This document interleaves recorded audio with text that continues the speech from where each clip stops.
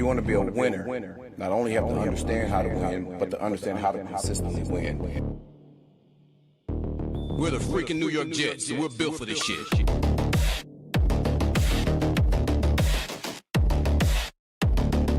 That's our brand of football.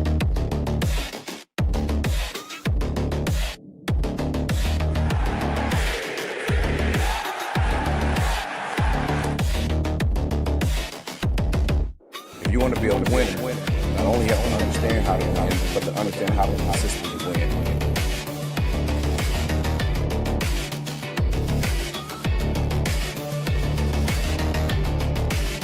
We're the freaking New York Jets, so we're built for this shit.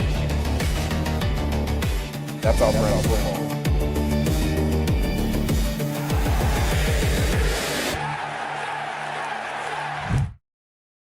Jets, Jets. Let's go, Shiners. How are we? Good evening. I am your host, Nick. Pleasure to have you here with me on the Nick Shine Show tonight. We got a good one for you. We will be joined momentarily by first-time guest Frankie V. And I don't know if you're aware, but Frankie was on an island by himself with the David Bailey pick.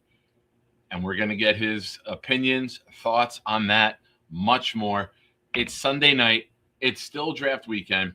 Raffle entries, $5 super chats, gifted memberships are still doubled throughout tonight.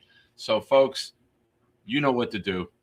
Take the volume button, turn it all the way up. It's time to get this party started. It's got me.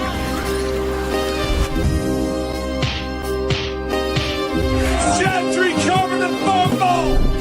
Any day, any night, we all shine, bro. First class shine time, the Nick Shine Show. Anytime on YouTube, if you don't know, the Nick Shine Show, the Nick Shine Show. Dim the lights, but it's still bright as Nick time. Day or night, this is his prime, it's Nick Shine. Proud fan, well defined, to get in line. Toe to toe with any show, he only got 9. The best show on YouTube, bro, is easy. We talk Jets all day, please believe me. Subscribe, you just gotta click a family. We not a click in 3D. You can see a beautiful DP.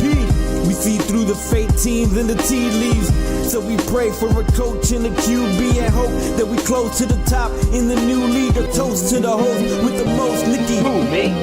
Any day, any night, we all shine, bro. First class shine time, the Nick Shine Show. Anytime on YouTube, if you don't know, the Nick Shine Show, the Nick Shine Show. Fantastic. Fantastic indeed. Shout out to Blitz BK. Real quick, one more song for you. Blitz's new song that dropped during draft weekend.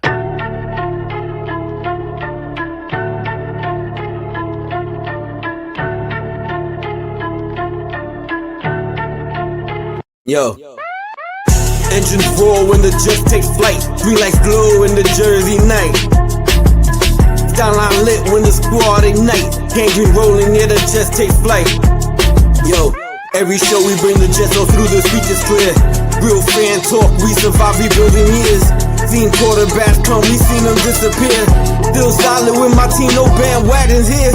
Green stitch to my fibers, won't switch to the Niners. Quick like Vic, I see victims in my visor. Jets loss is heavy, but the pride is never left. Stood 10 toes down when the season felt like death. New season feels like fresh air. New OC and QB, man, I always love the fresh pair. Like the man Jordans that I'm rocking with my Jets gear. Hoodie but no cap out, never play it off, but we gotta get the Jets there. Let's share ideas for this team for this next year. It's fair to think we'll do better in those big chairs. Shit, yeah, hire Green Bean to run this shit here. Take this playoff streak and make it disappear.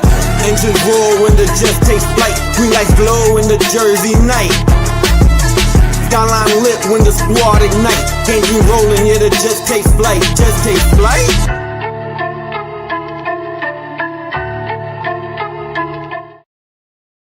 I love that.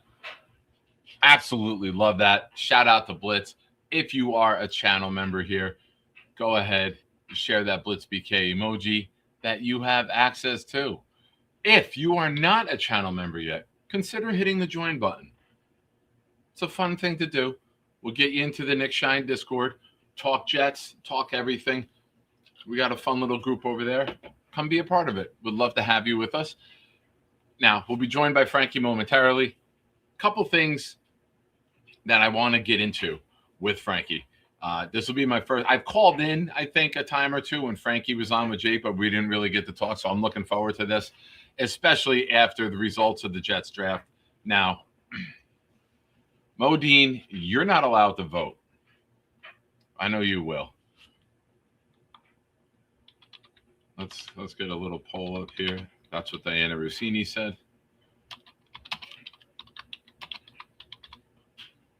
All right, let's get this.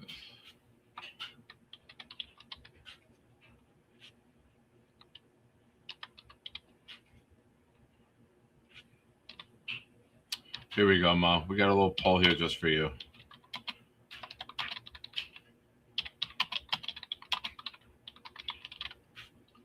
All right. How was the Jets draft, folks?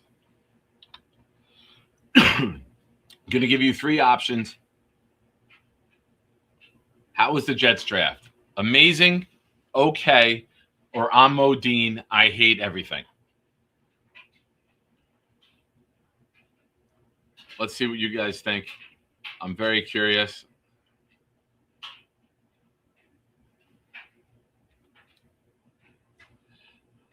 Got to show you some love, Mo. You've been showing up day after day here lately. Appreciate you, man. It's good to see you back in the chat on the regular.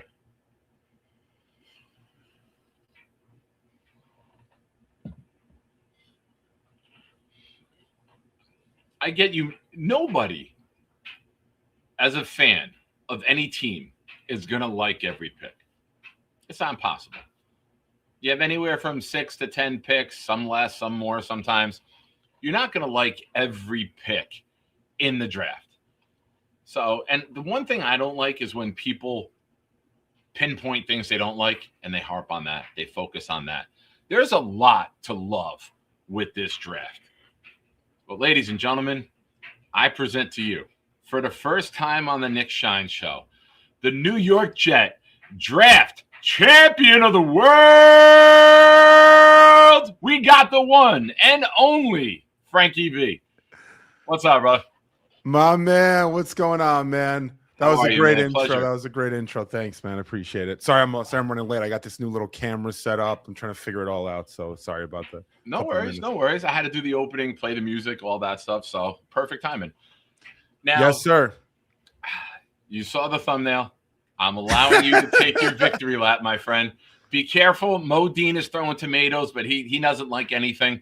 Other than that, you took a beating in chats, on Twitter, personal attacks. Like, people were coming after you for a football take, which sucks. But the Jets, they aligned with you, man. They went with Bailey over Reese, and it's not that Reese is a bad player. Give me your thoughts, man. Like, I've seen you on Jacob Bunch. I think I called in one time when you were on, so we've spoke briefly. But how do you feel knowing that the shit that you took, you can kind of, hey, I know what I'm talking about? Yeah, no, Nick, I appreciate it, man, and it's good to finally be on your show, man. And I watch your show here and there, and I love your stuff. You're funny, you're informative, you're entertaining. So thanks, bro. I appreciate that. Stuff. Yeah. Listen, you know what? I'll be the bigger man in this all. I'm just gonna say one thing.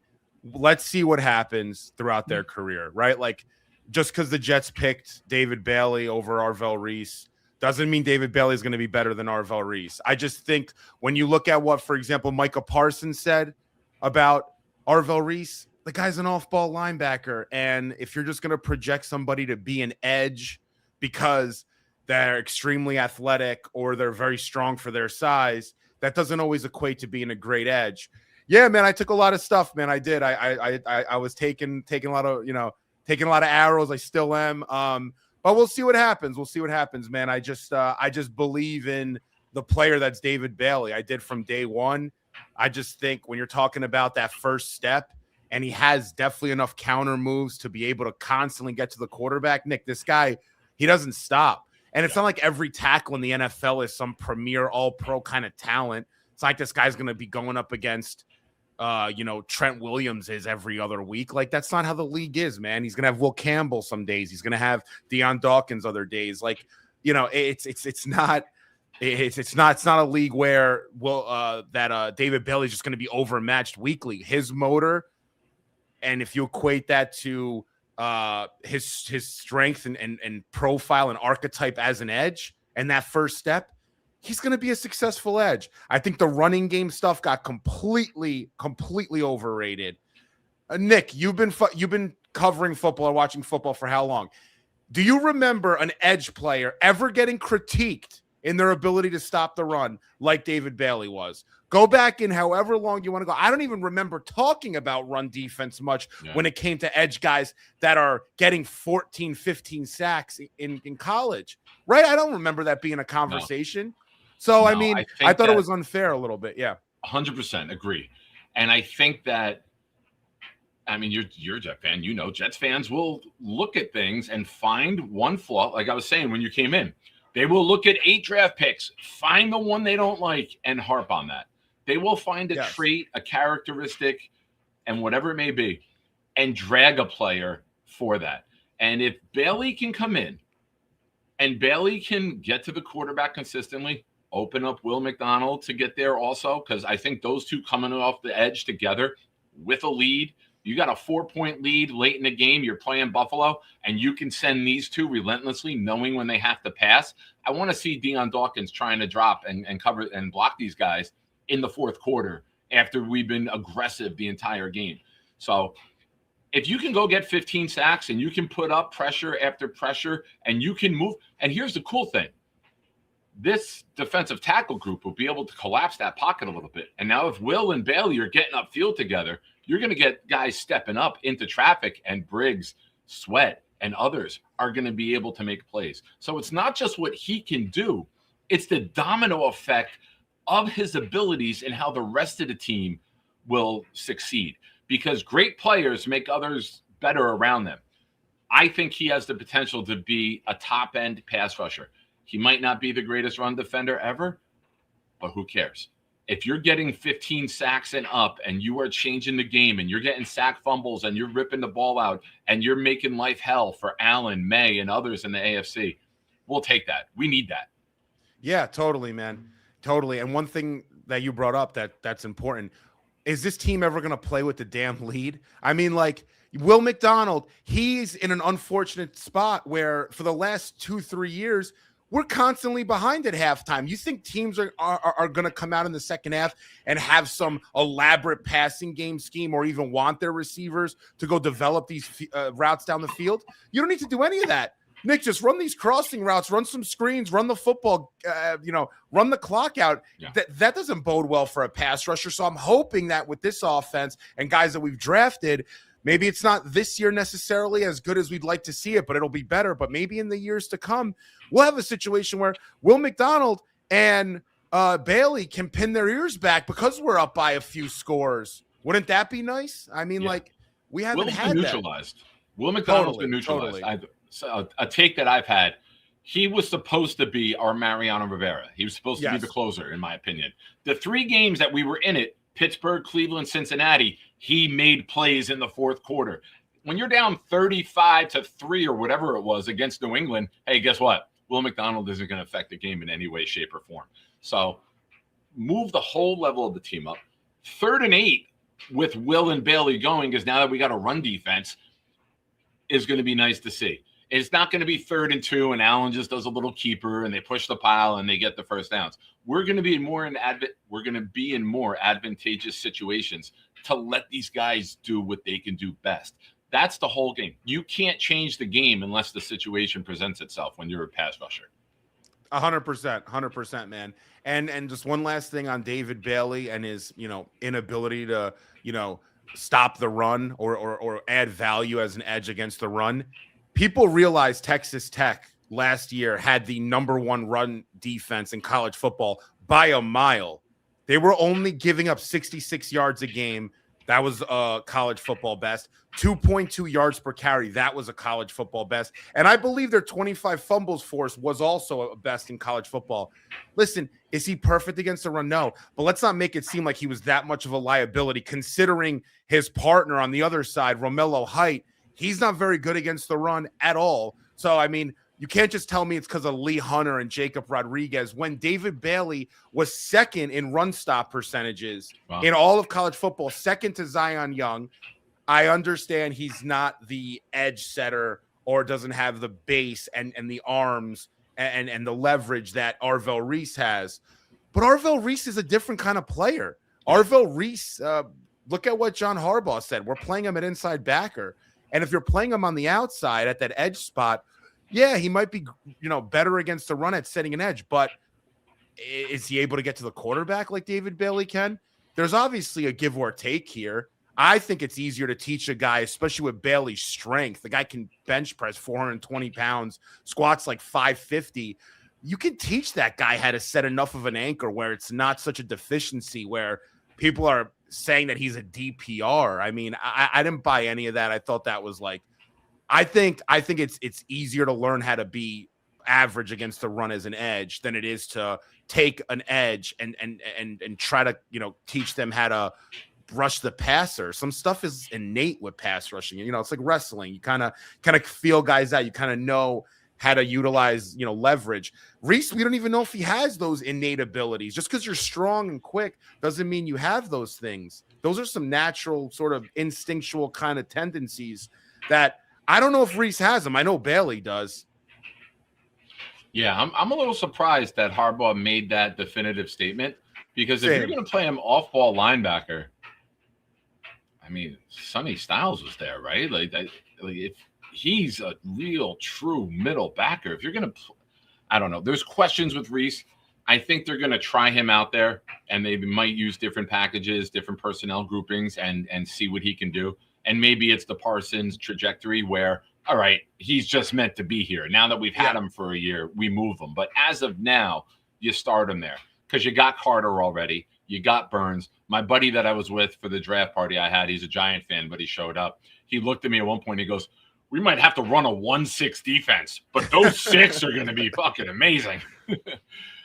Real quick, Mo Dean with a super chat. It's a $2 super chat, says number of New York Jets wins incoming. And Wild Wave replied 6. But it was a $2 super chat. And then he follows up with a $15 super chat and says the number of New York Jets losses incoming. So he's very optimistic. He was 0-17 last year, so he is even trending in the right direction with getting the Jets at 2-15. Mo, I appreciate the super chats. Thank you. Folks, hit the like button. Subscribe to the channel if you haven't already. Trying to get up to 2,200. Maybe you can help us get there tonight. Raffle entries are doubled. Mother's Day night, we are going to have 2 giveaways. One is a Don Maynard mini helmet. The other one is the winner's choice. You pick the Jet player. Mini helmet, jersey, photo, your choice. We will make it happen. Mo, so happy to have you back. You are a blessing to the community. So, Frank, let me ask you. We get to 16. I was someone who was saying it would be a gift from God if Vega or Sadiq was there. I was not a Lemon guy. I thought Sadiq, with his skill set, could be the best pass-catching weapon in this draft. Now, when I mean weapon, it's not just what he can do. It's what he brings to the team. Like Bailey is the pass rusher, opens up other guys. Sadiq being on the field opens up everyone else. It opens up Taylor, Garrett, everyone. The domino effect of his presence. Glenn said it on draft night after round 1. We're going to dictate what defense they come out in, whether it's dime, whether it's nickel. And now I've been quoting the Water Boy when they're lining up for the kickoff. Where's my bitch? There's my bitch. Gino can check out, line them up, and look who they want to attack. You go small, we can run it. You go big, we'll flex out. We'll put Brees out. We'll go 5 wide. We'll put the pressure on you, and that's something we haven't been able to do in a very long time because we haven't had the weapons. Start with Sadiq. Give me your thoughts on that pick and what it could mean for this offense going forward. Yeah, so right there I had Vega, Lemon, and Sadiq. I was sort of 50-50 on Vega and Lemon, probably leaning Vega there. And then Sadiq was third on that list. Okay. Listen, I like Sadiq's potential, man, especially with the way that offenses are being run today. A guy that runs a 4.39 at 245 pounds, that's no joke, man. Even when a play breaks down, that secondary option with these tight ends is so important. Look at the career Isaiah Likely's made for himself just running those. And Kenyon Sadiq's a much more athletic version of almost like an Isaiah Likely. I sort of comp him to just a much better version of that in the passing game. Sadiq being there at 16, yeah, I wanted Lemon, but I'm totally fine now after the fact, given that we ended up getting our wide receiver 2 in Cooper Jr. So that that sort of to me justified the Sadiq pick, because I was a little bit down, I guess, to a degree. Like, all right, I wanted Lemon there. I was fine with Sadiq though. Anybody else, I wouldn't have been happy with. So at that point, it was Sadiq and Lemon. I wanted Lemon. But then the fact that you're able to get Cooper Jr. later on, because if you took Lemon and hypothetically you traded up to 30, which you wouldn't do, obviously, because what position would you take? But let's say you got Lemon and I don't know, Eli Stowers. Let's just throw a name, the next best tight end out there. Okay. Sadiq and Omar Cooper Jr. is just so much greater than, a Lemon and really any other combo at that spot. Take a linebacker, take another corner if you want there. Like, I just, there wasn't a combination between 16 and 30 that I thought was going to be greater than the Sadiq Cooper Jr. combo. So, I mean, like, listen, Sadiq, say what you want. I mean, there's some questions about his production. He's a tight end. Tight ends in college don't get 1,000 yards receiving or 800. He had 13 plays of over 20 yards. He's extremely explosive. He kind of admitted a few times that him and Dante Moore weren't always on the same page. He wanted to get targeted a bit more. He's going to be someone you're going to have to develop out and get him open. There's no reason if you don't get Kenyon Sadiq open that he won't be a threat for you. And the last thing I'll say, Nick, I do like that he's going to be really challenging some of those tight ends in that room. Like Mason Taylor, you better bulk up a little bit this summer, man. You better get a little quicker there. Start working on your balance a bit more. Same thing with Jeremy Ruckert. If you want a spot on this team, I know they extended him, but that extension it might only last a year or so. So, you guys better get your stuff together. I like making rooms more competitive that aren't finished yet. So I really like the Sadiq pick. I don't think it was a better pick than Lemon, but it was good enough for me. And I like that the Jets are sort of thinking about the talent and upping the talent level of this roster in general with some talented guys, Bailey being first and then Sadiq. Yeah, what your comments reminded me of how I felt in 22. I wanted Thibodeau. I wanted the pass rusher. When we took Sauce, I didn't react. But when we traded up and got Jermaine, the combination of the two made me like it more, the corner and the edge. So similar mindset that we got there. So now, right when it happened, had a draft party. Kyle Clifton was there. The big fella came. Nice. And right when we took Sadiq, I made a video and uploaded the short. And all three of us were like, we're not done. We're going to move up. And I said Cooper by name. And we said trading up for a weapon. All of us, the three of us believed right then and there, live in the moment, they're going to go get someone. And then we're sitting there and they do it. And I'm like, it's got to be Cooper. It had to be Cooper. Like, because people were debating if Lemon was gone, Cooper at 16. So the fact that they were able to get this, and now you add the number one pass rusher in the draft, you add the number one tight end, and now you add the number one guy with yards after contact. And to me, when I watch him and I see his film, he moves like Santana Moss, but runs with the anger of Quincy Enunwa. And that's a hell of a combination to be that shifty, but still be able to get through contact. So adding these guys to this offense, you got guys who could do everything on all sorts of levels. You have a veteran quarterback in Geno who will throw the ball. He's not going to have Gorilla Glue stuck to his hands with the ball like Justin Fields did all year. He's not going to be afraid to sling the damn thing. Give me your thoughts on Cooper and then this offense as a whole and what it could really look like. Yeah, man, Omar Cooper Jr. is probably the only receiver in this draft that I looked at him and I said, I can't point to a weakness.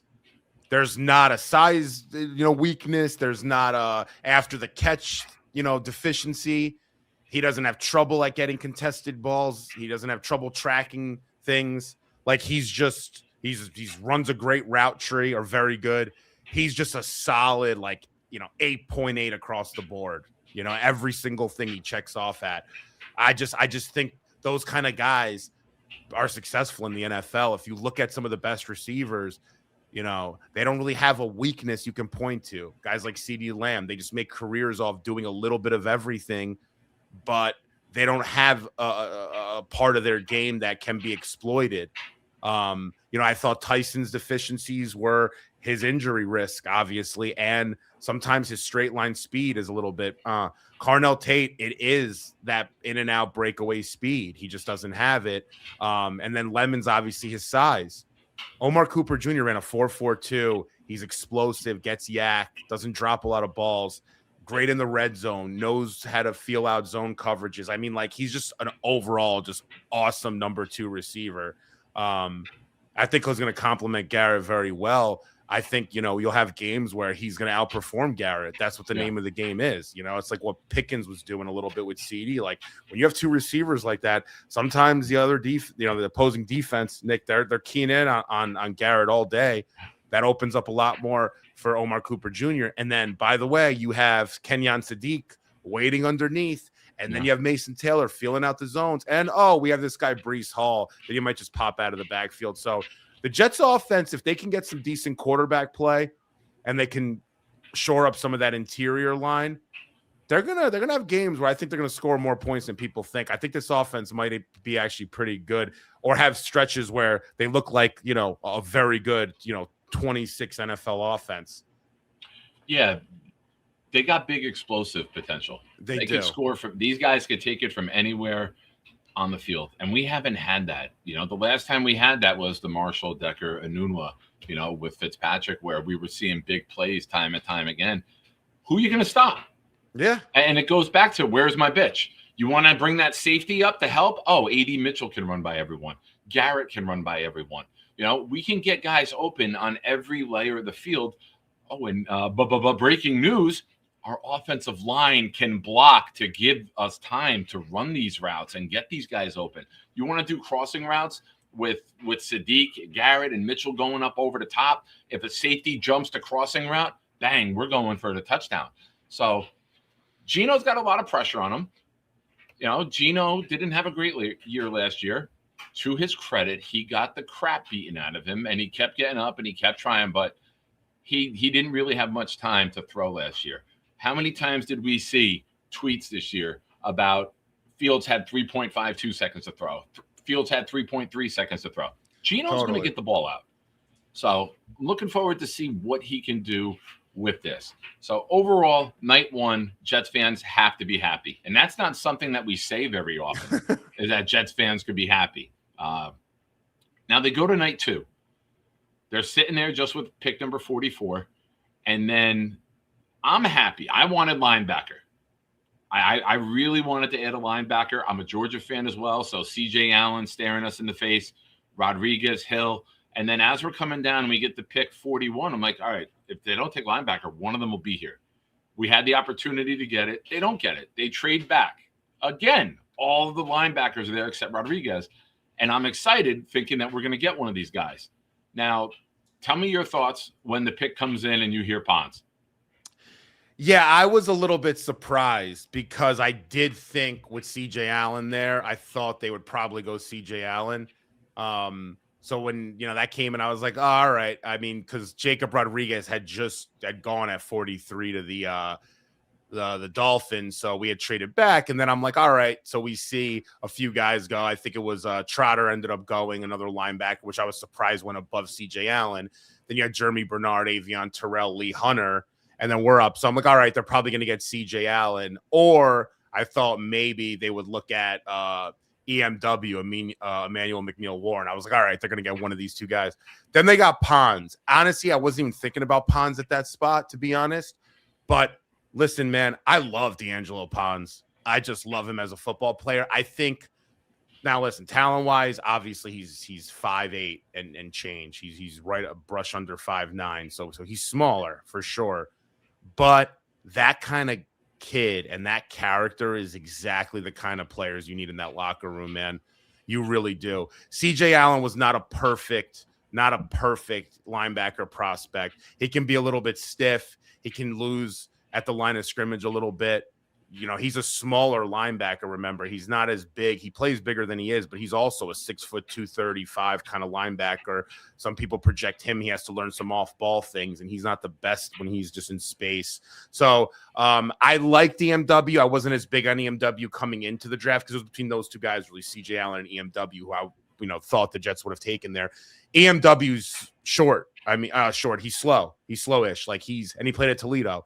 Like, you're a 4.53 safety playing at Toledo. Yeah, I know he made some nice plays, but like, the NFL is the NFL. The level of athleticism just really shoots, up big time, especially from Toledo. And I don't know if he's going to be able to be the kind of playmaker he was at the NFL level as he was at Toledo. And then D'Angelo Pons, man, if you just look at him, he's a dog, man. I mean, like, that kid, he's fearless. He is a winning kind of player. His production spoke for itself. He was the best, defender, arguably, on the best team in college football last year. Definitely the best in the secondary.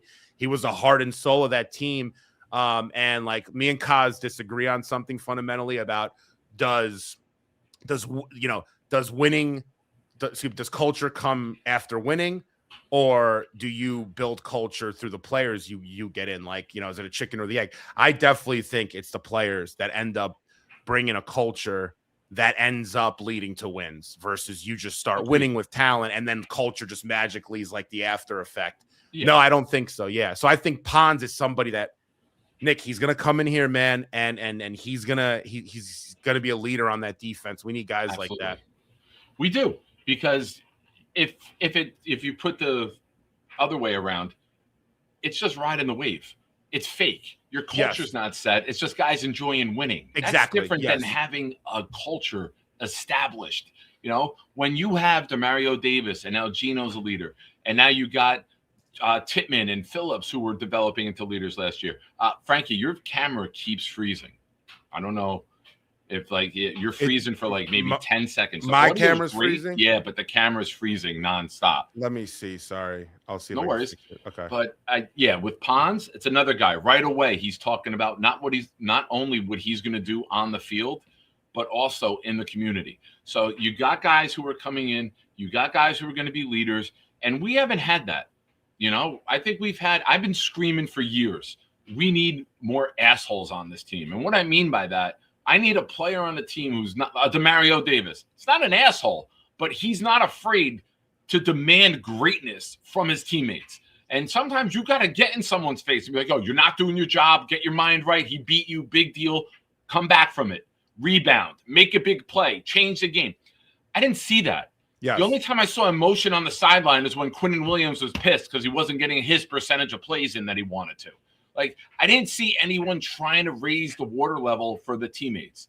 And I think we're bringing in guys who can do that. Now, that's a great sign for the culture. Now that you're going to build it, let it come to wins. That's all it is, man. Yeah, let me know with this camera if it keeps freezing. It's a new camera. Is it still freezing? It hasn't yet. No, not since you did the adjustment. All right, cool. Yeah, sorry about that. I don't know what the hell's going on. But we're working through it. Yeah, but yeah. No, man. Nick, we need guys that are going to come in here and know how to win. Guys that have won before. We have a bunch of young players on this team. You're playing, I always tell people, you have to judge where the Jets are at versus other teams and other competition, right? We're playing against teams that have veterans. You're playing the Chiefs if you want to be, you want to beat the Chiefs. You want to beat the Ravens. You want to beat the Bills. You want to beat the Chargers, the Steelers. You want to beat teams like this. You ain't going to go into those places with 24-year-olds that have never won and be able to just overcome so much adversity. D'Angelo Pons is somebody that'll teach these guys how to really overcome a lot of adversity, man. It's so dang important. And I don't think the Jets have enough players like that. And I think that was a big emphasis this offseason, Nick. You brought in DeMario. You brought in Minka Fitzpatrick. You brought in guys that have some experience. At the minimum, they'll teach these young guys, about the NFL and the realities of it. Absolutely. Folks, we got almost 100 of you in here right now. Hit the like button. The math isn't mathing, as our friend Stack would say. Don't upset him. All right. I don't know if he's here. I know he's halfway around the world, but when he finds out that there's 95 of you in here and we don't have 95 likes, shit's going to hit the fan. Okay. Now the big debate that everyone's making a mountain out of a molehill with. I like the trade back. I said, I was doing a cast the other day on air, and I said that if you trade back, you get another 4. Now you can team those 4s and move up. And they did exactly that. They take Jackson, who's big, powerful, strong, will be impactful in the run. One of the things I'm looking forward to is when Josh Allen goes to do that stupid keeper. You got Sweat and Jackson there now filling those gaps where he's going to try to get through. And those guys are going to be tough to move. So you add him. Give me your thoughts on Jackson. I love the frame, the athleticism, the way that he moves for his size. I mean, he's got all the attributes you're looking for. He does have some interior pop, which is good. He collapses the pocket well on bull rushes. Yeah. Reminds me a lot of Sweat. A lot. Like they're very similar in archetype as defensive tackles. The motor with him runs hot and cold, and you wish you had a little bit more pass rush production from the kid because you see it on tape that he can do it. So he does get sloppy tackling. He is a traits, defensive tackle pick. Like you're just really picking him because of his traits. Hopefully I think him and Sweat can kind of challenge each other. Like two guys in, one guy out, I think is like the kind of motto there. It's like, who's going to get more reps, who's going to beat who out. And, you'll see. I mean, they'll end up, playing one more than the other. It's obviously Sweat's sort of position at this point. You're going to have to take his job as a 4th rounder. But I like that they're thinking about competition there. So I'm not listen. I don't love the pick. I'm not someone that is going to lie and say I love that pick. But I think if you look at him on the surface and some of the things that he shows on tape, the only player I would have rather have had, because sometimes, Nick, in these drafts, we constantly look at like the player without looking at like who was drafted after them that I would have rather had that I see a future potentially with. I always play that game. Yeah. So like I liked Brennan Thompson as like a sleeper wide receiver, but I liked Jonah Coleman a ton there. I thought, Jonah Coleman could have been a running back you bring in that can do a lot of the things out of the backfield that Brees does as well. And you just beef up that room. But like you have Isaiah Davis sort of playing that spot, so maybe it doesn't make too much sense. But I would have rather have gone another offensive player there because I think you got a lot of beef up there anyway.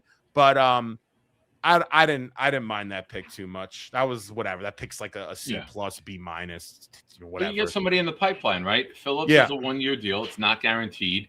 Animata has a 1-year deal. I think Kingsley has one too, right? Yep. So you got to start bringing these guys in and building this front. Now, something interesting is if you want to go with a 4-man front in rush downs, you could put Briggs out on the edge and have a big lineup with Sweat and Jackson inside, and then put somebody like Kingsley on the outside with Briggs, and you can go with a big man front in run situations and then still have your linebackers be able to run free and make some plays.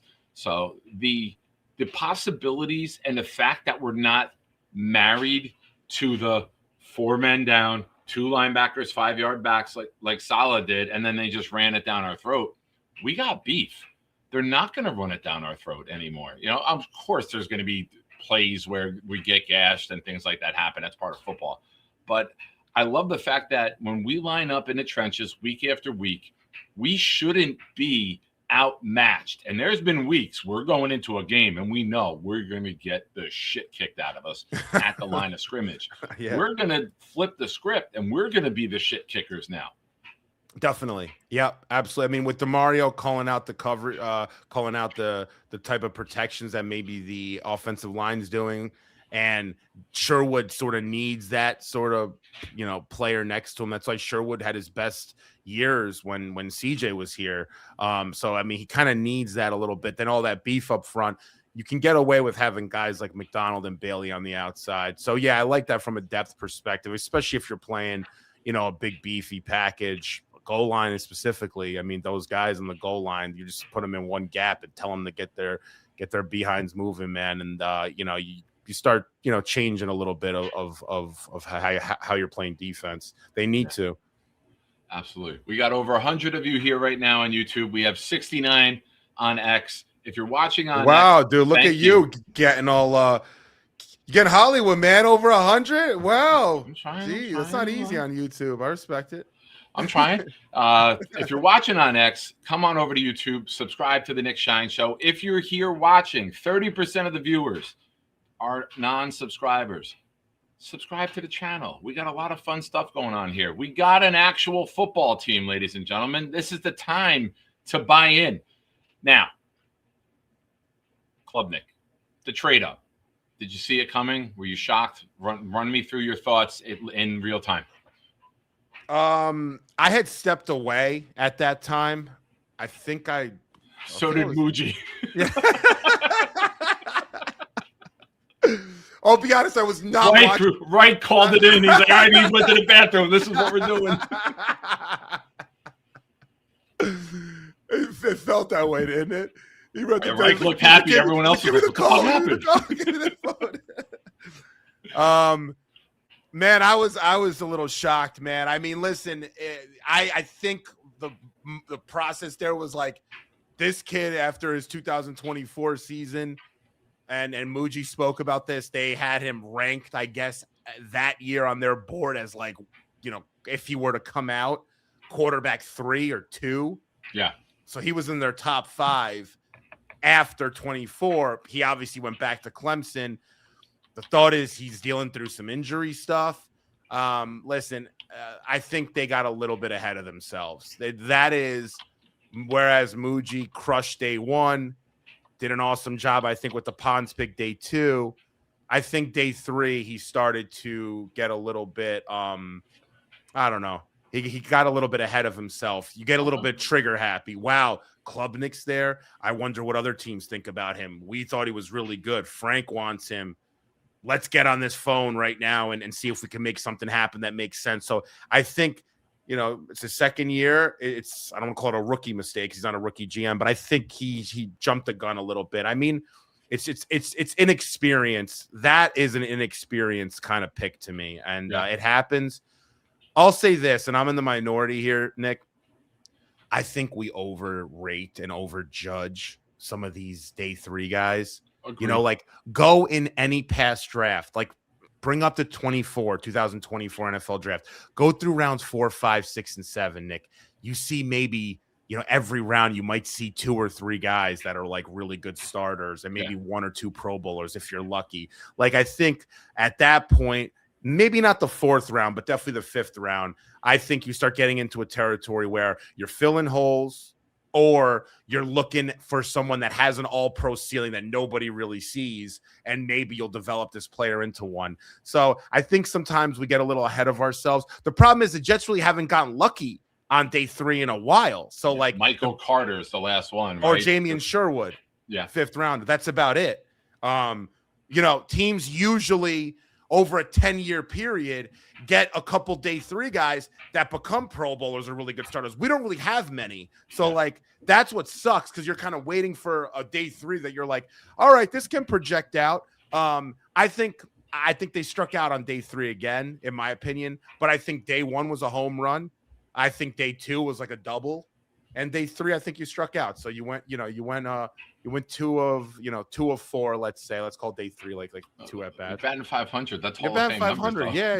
That's it, bro. That's it. That's all you need. You get 5 starters out of a draft. That's a really good draft. Yeah. Right. You don't usually get 5 starters. Now you could also say that the talent level on the team is down, so these guys will have to start. But with the first 3, they're going to be starters probably from day 1. Bailey, I'm not worried about starter, right? Pass rushers, receivers, tight ends, they're rotational players in and out. Your offensive lineman, your quarterback, your middle linebacker, your safety, they never really come off the field. They're going to play 100%. But these are going to be key guys who are out there in big moments making plays time and time again. And I don't know if everyone's aware of this. We need playmakers, whether it's getting to the quarterback, getting turnovers on the back end, or catching and scoring. So we've needed that. So I think they took the needs that they have and they addressed them. And then they got some big boys. They got Jackson. And then in the 6th round, they go get an absolute mammoth in Cooper from Miami, the guard. He's 6'5" and 7/8. They wouldn't give him 6'6". God damn it, with the cleats, he's going to play 6'6". They always say, what's your playing weight? No, what's your playing height? He's going to be 6'6", for crying out loud.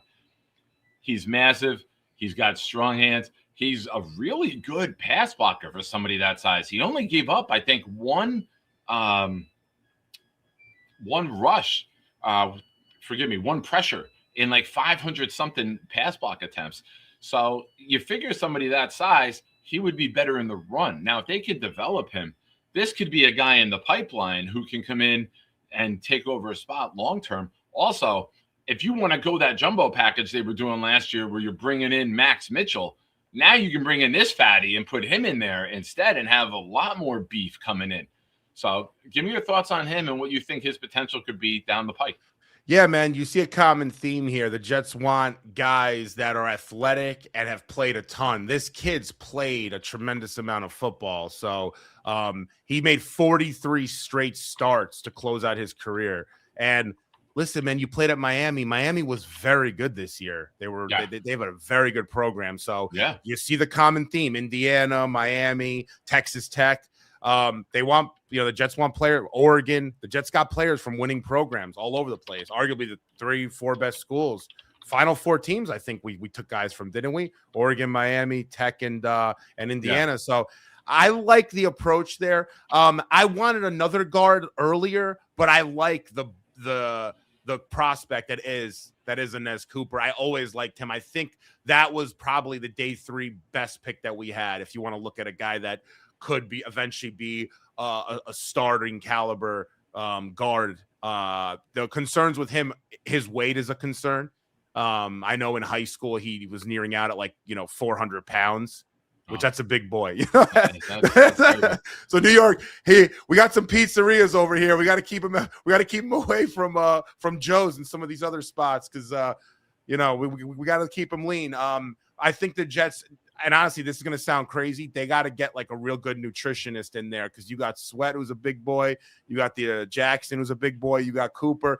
These guys like to eat, so we gotta make sure we're feeding them some good stuff. We could bring in Gary, but they would all look like pumpkins in 6 months. We'd have no linemen. Gary would have them all trimmed down. The butter carnivore diet. That's it. Big fella with a super chat says Inez Cooper will be starting in 2 years. Book it. Yeah, I'm totally on board with this, and this is what you should get when you take an offensive lineman, an interior lineman that late with this size from that program with that starting experience. Absolutely, big fella. I think it would be a major disappointment if we're going into the 27 season and he's not in that competition or outright wins that job and we move on from Parham. Parham's only got a 2-year deal, I believe. So, no, it's been good lately. Yeah. And listen, I think the Jets, we're going to have 3 first-round picks next year, right? I think quarterback will probably be one of those picks, but you can get a guard next year. If you allocate a first-round pick on a guard, you're going to get a quality guard. You saw it this year, right? You saw Vega, quality guard, Basantis. Those are 2 quality guys. I would love either of those guys. Next year, maybe we'll be able to allocate one. We'll see how Cooper develops. He is a mauler, and that's the prototype or that's the archetype of a kind of guard that I wanted this team to have. I think Olu specifically, a little lighter, not a mauling kind of left tackle, but super technical. Cooper kind of does something different. And I always like to mix and match my offensive linemen like that. You don't want all those technical lean guys. You also don't want all those big guys that don't have a lot of technique, but just maul. Kind of mix and match. these guys are playing next to each other. You might have a mauler there, and then you have the leaner technical guy. You kind of get a little bit of a yin-yang there. So I like the thought there. I don't really recall who was on the board at that point. I don't know if there was anyone. I know people wanted the Duke guard. I was a little indifferent on him later on in the draft. So instead of getting a Nez Cooper, maybe we could have gotten the center / guard that went to Duke. I think he went the next pick, Brian Parker. Okay. So I know that was a player some people had liked at center. Pat Coogan ended up going a few picks later. To be honest, if I could redo it, I'd probably get Pat Coogan. But Pat Coogan's a completely different prospect than a Nez Cooper. Yeah. Pat Coogan is technical, not athletic at all, like zero athleticism. Nez Cooper's like all about size and mauling and athleticism, needs to work on being technical and how he uses his hands because he gets a lot of false starts and holding calls also. But we'll see. Again, it's just, here it's about the upside. And I think Cooper, out of all those guys we got late, was actually my favorite pick out of the bunch, the Brady bunch or whatever you want to call them later on in the draft. So. Yeah, and one last question. Folks, we got 65 likes right now. We get to 80. We'll open up the call lines before Frankie leaves. He's got a few more minutes with us, so hit the thumbs up, please. One of the things, aside from the Club Nick trade up, Jets fans have been overreacting, in my opinion, about center. You got Myers. Parham can play there. Tittman can play there. Newman can play there. You have 4 guys on roster for this year who have center experience. Yeah. Is it an overreaction? Did they miss, in your opinion, with not going for a center? I know you mentioned Coogan and others. What's your thoughts on that? Did they whiff, or do you think that they feel okay with the options that they have and the positional flexibility some of these guys have? Listen, I'll say this. I think center is the one position that you can address at really any point throughout a season. What I mean by that is throughout like a acquiring resources season. You could do it via trade. You could do it via free agency. And then in the draft, really, you just have to tell yourself you're going to allocate a 4th round pick on a center and you'll get a quality one. I think the only center I really wanted, who ended up going extremely high actually, was Jake Slaughter. That was my favorite center in this class. I actually had him on my favorite players list, like 15 guys I love in this draft. He went 63rd. So the Chargers got him super early. I got him at the end of the second round. When he went that high, I'm like, oh, crap, we're going to lose out on centers because if he's going that high, maybe there'll be not a run, but, you start checking off the centers. That wasn't the case. I don't think these centers were anything special. I mean, I looked at the kid out of Kansas State. I wasn't huge. Logan Jones, some people like Connor Liu, but I think it's fine. It's not a make or break kind of thing. They like Myers too, man. They like Myers. So, and they don't know if they're going to end up transitioning Tittman as center. I would probably keep him at guard, but I don't think it's the end all be all. I probably will see what happens with Cooper. I really hope that Coogan or Parker out of Duke doesn't end up being some like pretty good center because then I'll be like, what the hell? But you can solve center. There's it's not a premium position by any stretch. Tyler Linderbaum did put that position on notice though for the league, saying like I'm the highest paid interior offensive lineman in football now, and centers never get paid that much. So it could be changing a little bit around the league, but nothing to worry about. But I do think the Jets to be the kind of offensive line that I foresee as being with our bookend tackles, Nick, they're going to need a center to call everything out. They're going to need a general up there that's going to be able to know, hey, they're blitzing on B gap or they're doing some sort of stunt or we have to, shift protections. Like they're going to have a guy up there that knows what the hell is going on. That'll really make the line even better. And of course, we want to, differentiate. I always say on Jake's show, like build a differentiator. And I think they did actually, just not in what I thought with these pass catchers. That's a differentiator. Man, Garrett Wilson, Omar Cooper Jr., and Sadiq and Taylor and A.D. Mitchell, trust me, secondaries aren't going to go out there and be like, you're talking guys that are all 4-4 guys flat, That's a 4-4 lineup across the board. Like that's besides Taylor. But then you got Brees out there. Yeah. So it's like you can run these guys on fly routes and throw a swing pass to Brees. Totally. And if they're in man, check to goes, throw it to Brees on a swing and let him be one-on-one with a linebacker. We've seen him do that when we've had the threat of throwing the ball downfield. We just haven't had that threat. We don't apply that pressure with the assets that we've had because they don't respect our weapons. Now you got to show us respect, or else we'll make you pay. Absolutely, man. Absolutely. I do want to see the Jets and Geno Smith. I want them to be super aggressive next year. Go out and chuck the ball all over the yard. If Geno's got to throw 25 interceptions, let it be. We need Sadiq, Taylor, Omar Cooper Jr. to all get a lot of reps. Get a lot of volume going on. Let these guys get comfortable and confident in the NFL. Target Sadiq next year 75 times. Seriously. Target Omar Cooper 95 times. Why not? Get these guys ready to go when it's, go time for us, when it's winning time. And they'll be good, man. You got to get them reps. The only way these guys are going to learn is through experience, especially with the programs they came from. They're used to playing in big games. Indiana played in the biggest games imaginable. They went undefeated. Oregon played in big games. These guys are ready. If you want to ease them in to start the year, fine. But when they're ready to go, have a game where you target Omar Cooper 14 times, see what he can do. Get Sadiq, 3 to 4 plays a game that are specific to him. Get him on a tight end screen every other game. Let's see what these guys can do, man. Absolutely. And the thing is, I was saying this yesterday, all of these players are screen threats too. So you can throw out all these different formations and you can go to anyone at anywhere on the field. You can throw it behind the line to them and they can go. You can get them downfield. You get them on verticals, comebacks. They got the quickness and the deep threat ability, even the tight ends, that they can put the pressure on the defense. And now Geno's just got to be a distributor, man. He doesn't have to overthink it. Just read the defense, get the ball out on time, and see where it goes. Now, I got a treat for you here, Frankie. Hey, all you shiners, it's time for something cool. I'm here to do my part. I'll drop a stinky fart. No chicken soup for you. I'm gonna eat it up. And then I'll do a show and talk about the Green Hornet. I got a new laptop. You know it doesn't suck. I'll need to keep it down when I'm making too much noise. My mom will pull the plug and Dennis smack my ass, and that will surely blow. Hey, fuckers, it's time for the Nick Shine Show. Welcome, Charles. Welcome, guys. How are you? You're welcoming us to the show, Ron. Thank you, Charles. You're quite a gentleman. What's up, Charles? How you doing, man? How you guys holding up? Good, man. What's on your mind?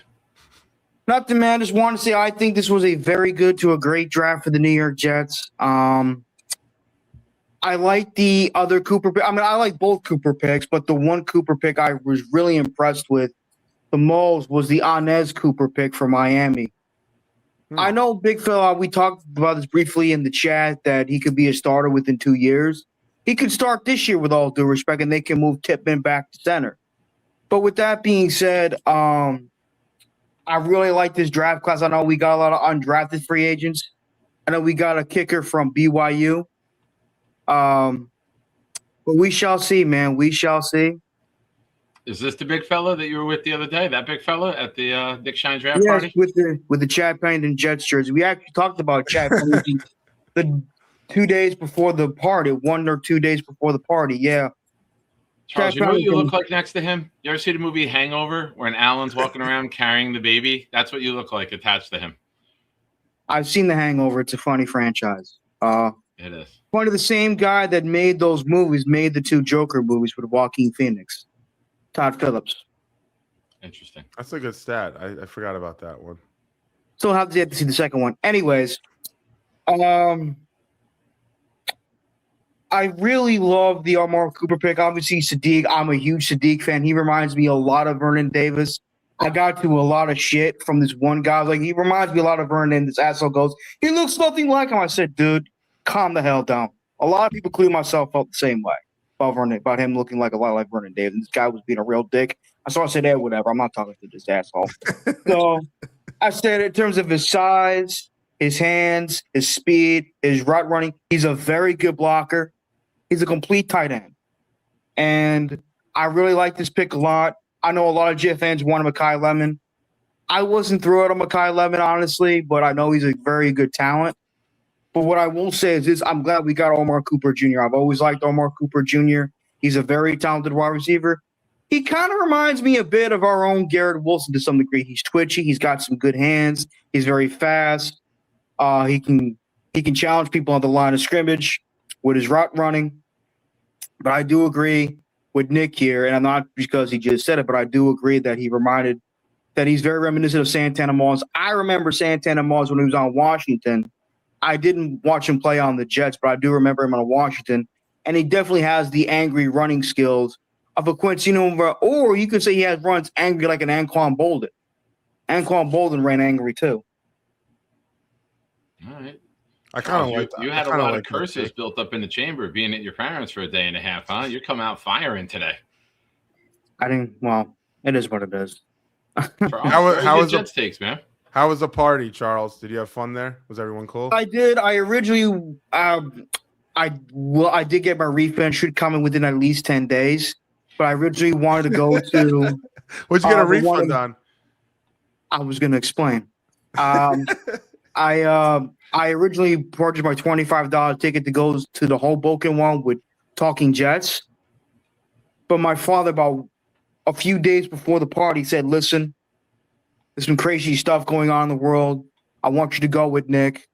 So I said, fine. I emailed Ryan. He understood, gave me my refund. Should come back in within my account within at least 10 days.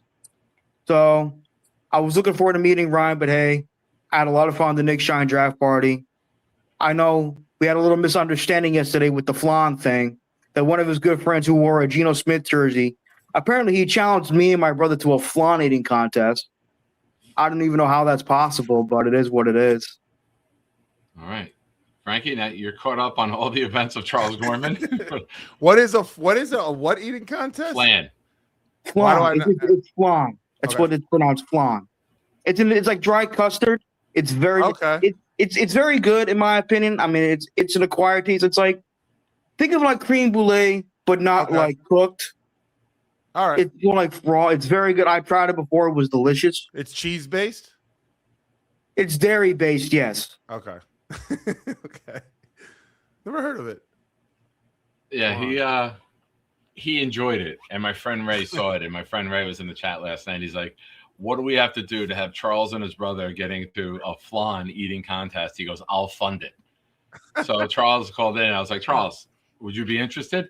Charles requested money from me on Venmo to now pay to be in a contest. There was much confusion, but Charles, you don't have to give money, just you get free food. And I appreciate your call. Very good, informative call, Charles. Stick with being a Jet fan. I'll try my best. But also one thing before I go. Sure. I hope this season goes well because we can be happy with the players we get or be upset with the players we don't get. If this team is not well coached. Not you, Genergy. Keep going, Charles. Don't worry about the comments. Stay on your thought. If this coaching staff, minus the few we may have liked, doesn't get their stuff together, we're going to be in for another long season. So I'm going to say about that. I don't want it to be another long season. I'm tired. This team drives you nuts. As we all know, this team drives us insane. Have a good day, everybody. Peace out. Also, vote for me for Asmaniac Madness. Oh, there you go. Oh, nice. Well done at the end. Good call, and he drops that.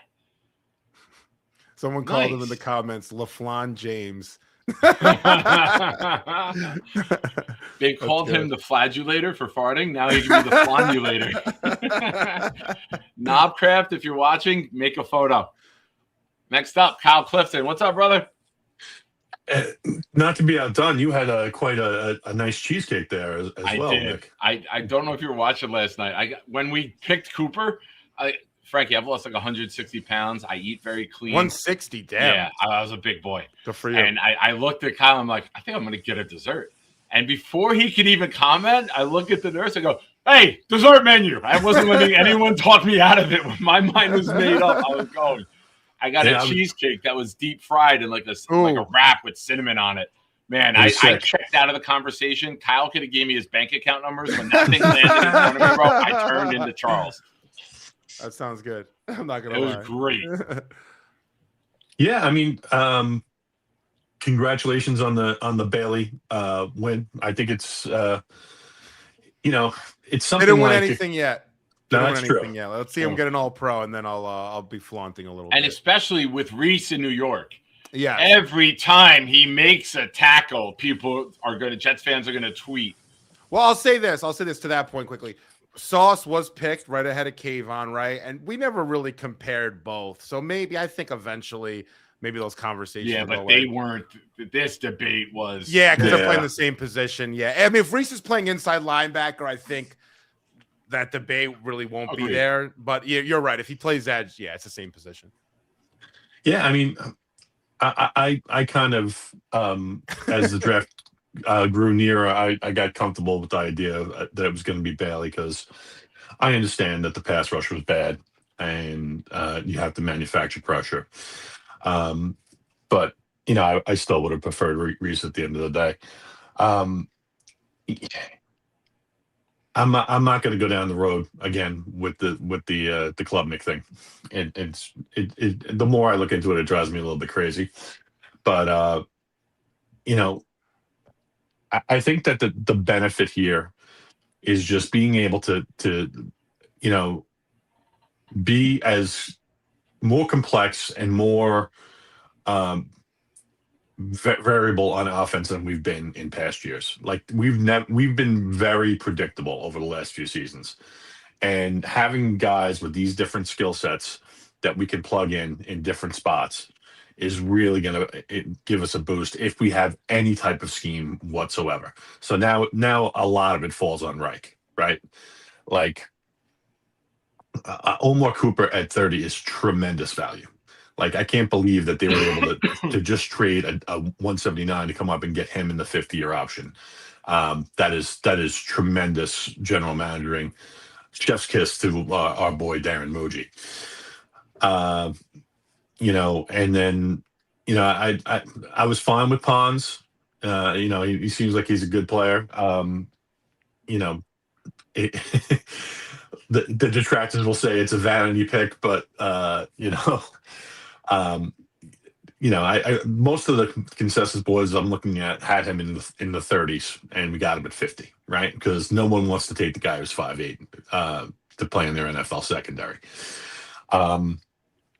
Darryl Jackson, I understand why. And I like the other late picks. It's just the trade that it's the problem that's giving me the problems. And the lost opportunity, because I do think center is a problem. And I understand that there's guys on the roster, and I think Big Fella said it well in the chat. Like, no one's really proven that they can be your day-to-day center over the last few years. Even when Tit was there, he was lollipopping those snaps. And I think he's just so much better at guard. So I don't know what the solution is there. Like, was Graham Glasgow that much better with the Lions, right? I know that he was cut, and is that a way that they'd want to go with this young team? I kind of doubt it. Even then, we have 4 guys can play on the roster, and we're going to bring in a guy who's 33. Like, I don't know what the next step is in post-draft free agency, but we kept a lot of powder dry, and we didn't make any trades for guys that had contracts that their teams were looking to offload. So I expect something. I expect one more major move, and I'm eager to see what that is. You guys have any thoughts on what that might be? Frankie? I do think quarterback is not off the table, that they get another backup. I think Klubnik is somebody that they're looking at as like a developmental player back there that they're going to develop. I don't think he's going to be inserted if Gino goes down. Let's say Gino. Oh, good. I'm glad we took him at 110 overall then. I mean, that's the spot. That's a developmental spot. They're going to, quarterbacks, if they have the traits, Kyle, that a team likes. I'm with you there, by the way. I'm 100% with you on that point, but they have the traits teams like, they're going to go and get them. The Steelers got Aller Ware, 73. I mean, like, if you want to develop someone, it might be a 1 or 2 year thing for them to even just be inserted as a player. I mean, if trust me, Gino goes down, it's probably going to be Brady Cook early on in the season. Klubnik's not going to be ready to come in at week 6 or 7. The only thing that bothers me that I don't know enough about, I'm going to try to maybe ask around a little bit or do some digging. What if Klubnik was a Frank Reich pick, which it seems like it was? How long's Frank Reich going to be here? Like, I just don't understand. Like, Klubnik's like a 1 to 2 year project to be like inserted as like a backup that could compete in camp potentially, depending upon who your quarterback is. I don't understand Frank Reich's logic there. I don't know. So we'll see. But I do think quarterbacks of veterans not off the table. I don't know how that sounds, but real quick. Kyle, my buddy Mark, who was at the party next to you the other day, says Kyle Clifton can play center because I sat next to him at the Nick Shine Jets draft party. So back in the day, it would have been edge, but now more of an offensive lineman. Big fella says, thank you for the super chat. Gotta trust Dunbar can teach Bailey how to stop the run. Yeah, like I don't want to change who he is as a player. If you're an elite pass rusher, go be an elite pass rusher. You scheme around that, right? If you're afraid of him getting upfield and then gashing and running a play through the 5-hole, you slide your linebacker coverage to fill that. You let him go. Like, you don't want to slow him down. You don't want to impede him. You coach around his skill set and you find ways to mask it. That's how you do it. You don't just leave him on an island, have your linebackers covering the other side, and then it's right through the 5-hole and it's a 15-yard run. So you notice your scheme can help mask what he does great. Absolutely. I couldn't agree more. The other thing with Bailey is he's so used to guys always wanting to jump around the tackles or guards on initial contact. It's something that he does because that's how he pass rushes. He just likes to maneuver around guys, not because he's afraid of contact or not because he's not strong enough. It's just an instinctive sort of tendency he has. He'll learn in the NFL that there's times where you just want to get some leverage, get your hands on the inside, and be able to set some sort of edge or stay in your gap. You don't always have to make a play. I think sometimes he tries to make a play, and he's constantly trying to jump around guys, and he does a lot of that, and he makes plays doing that, by the way. There's times where he jumps around a tackle's on the ground, and he's hitting a running back for a TFL. Like, he does that. Don't get that twisted too, but that's a good that can come with the bad, where you do that, you lose a little bit of leverage because the tackle gets their hands on you, and then, you might give up a little bit of a run. But again, Texas Tech had the best rush defense in football last year. They gave up 2.2 yards a carry. I don't know how bad he was, and trust me, Romello Height was not good against the run on the other side there. So we'll be fine with him against the run. Trust me, it's not going to be an issue. Now, with Will McDonald being here, then we might have to have a conversation about are these two, able to play together, coexist if Bailey's not getting to an average level against the run or even slightly below. I don't ever see Will McDonald being a force against the run due to his body type. I just don't. So, we have to think about that, but we have a year to see, Well, it's at least a year and a half, right? Because did they already pick up the 5th year? Not yet. They're expected to. They said they would do it. I think the deadline is like the 8th or right. But that makes him a good deadline piece, though. And they picked up Jermaine's option and they moved them. So just because they pick up the option doesn't mean he's guaranteed to be here. Sauce signed an extension and he wasn't guaranteed to be here. Right. Kyle, one last question. Mm-hmm. How did Cigargate go at the house? And were you caught? Did you get away with it? So far, so good. I'm doing splendidly. Let me take that down in case she's watching. Nothing happened. Yeah. That was AI. Yes. How about Okereke? He's only 29. I mentioned him last night, and I heard Will Parkinson mention him this morning on Jake's show. And, we should see some free agent action this week. A lot of teams put their free agent signings on pause. They see how the draft plays out, and then they make their moves and assessments afterwards.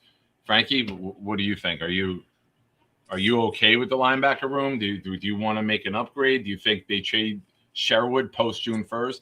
It's only a $2.5 million hit the next 4 years if they trade him post June 1st. Yeah. Trading him before is like 10.5, 7.5, 4, 2. It's a massive, massive difference when June 1st hits with Sherwood's contract. So what are you thinking?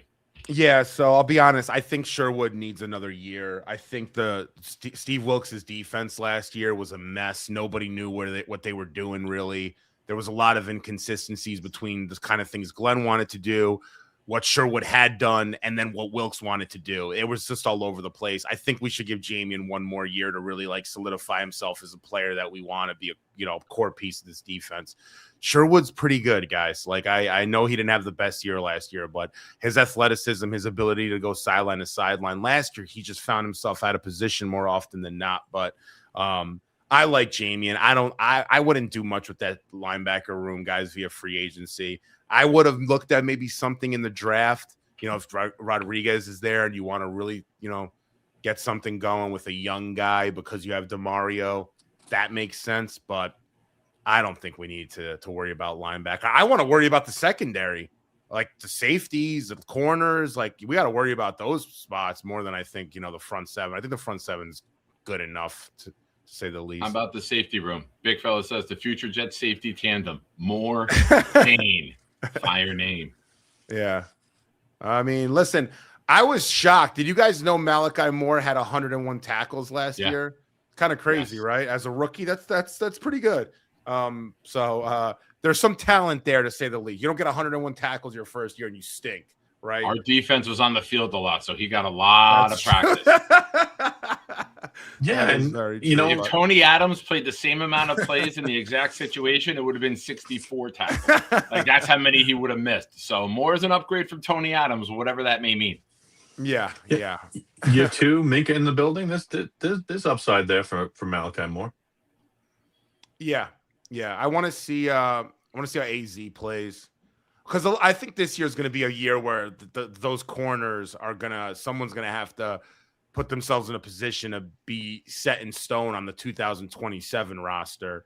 And I think, guys, this Jets team, the trajectory's up right now. I know, day 3 left a bad taste in people's mouth, etc. But I haven't been more confident in the team's vision than I am right now. I love the talent. We finally are going out there on Sundays and putting together a freaking talented squad, man, that's dangerously talented.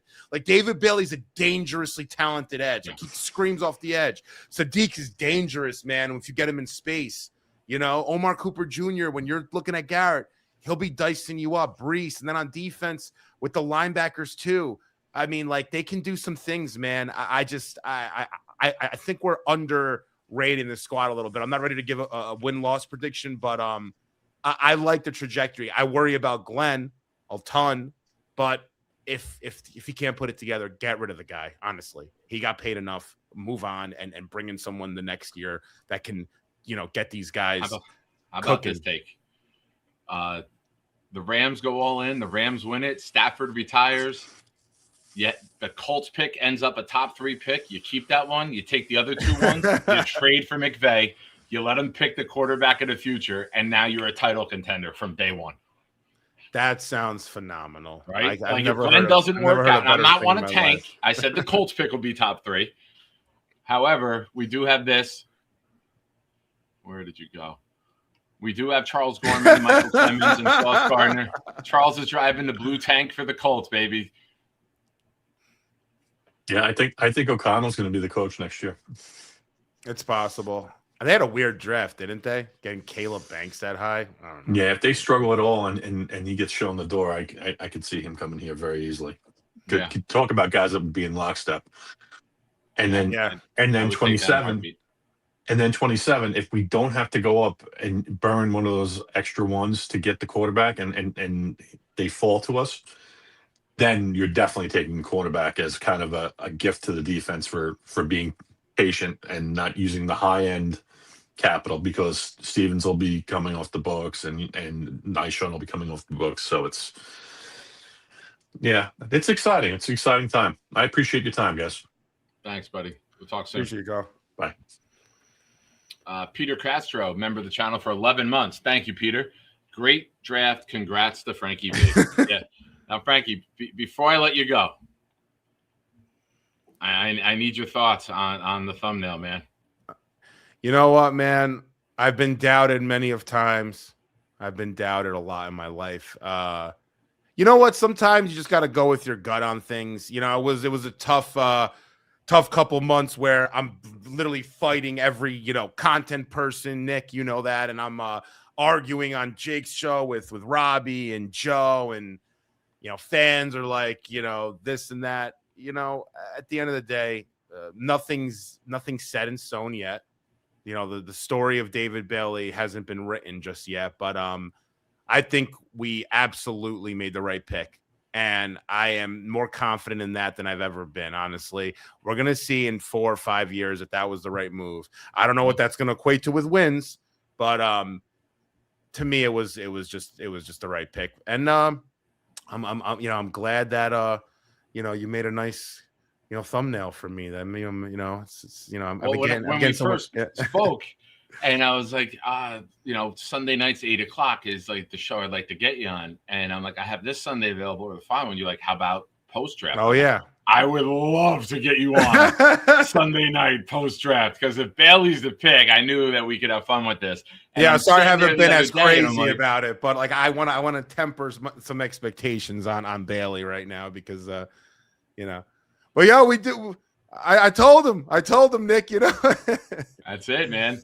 Hey, listen, congratulations. Like I said, when you first came on, you took a lot of shit from a lot of people, a lot of faceless names throwing insults at you, and the Jets aligned with you. So I expect more, because the people who remain faceless will keep doing it, because that's what they do. But, man, pleasure to have you on. New friend of the show, and look forward to talking football again soon, man. Appreciate it, man. I'll come on whenever, too. Appreciate you. You got it. Awesome. Later, Thank brother. you. Talk soon. Ladies and gentlemen, Frankie V, hit the like button if you haven't already. I see that we got over 100 people in here, but we don't have 100 likes. What are we doing? I appreciate you guys for being here. While you're hitting the like button, also hit the subscribe button. We're close to 2,200. We've had a big weekend here on the channel. We're up about 35 subscribers through the last couple days. So let's get that final push. Let's see if we can get to 2,200 tonight. I keep forgetting to put this up. Addison made this. Make the call line shine. The link is pinned, ladies and gentlemen. Call in. Let's see what you think about the draft weekend. Also, it is the last night of the draft weekend. All Super Chats, gifted memberships, raffle entries are doubled. 2 weeks from tonight, Mother's Day night, we will have a dual giveaway. One is a Don Maynard mini helmet. The other one is a winner's choice. You pick the player, you pick the item. Mini helmet, jersey, photo. No Namath, no Mangold. Other than that, it's all yours. What are you upset about? Ooh. Hey, how you doing? I'm fine. Thank you for asking. Now, folks, if that's not the cue to call in, I don't know what is. ISU. Kenry won a 2027 mock draft. I did not get enough of that content for the last 6 months. The last 6 months,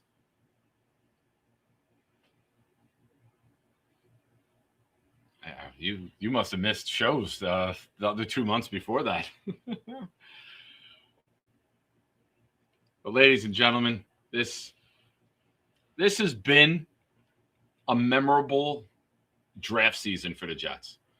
I think early November, when the trades got made and Sauce and Quinnen got shipped out, and we saw that we had this draft capital, and then Charles Gorman declared his allegiance for the Colts, and they just kept – when that trade went through, when Sauce went to the Colts on Tankathon, they were at 32nd.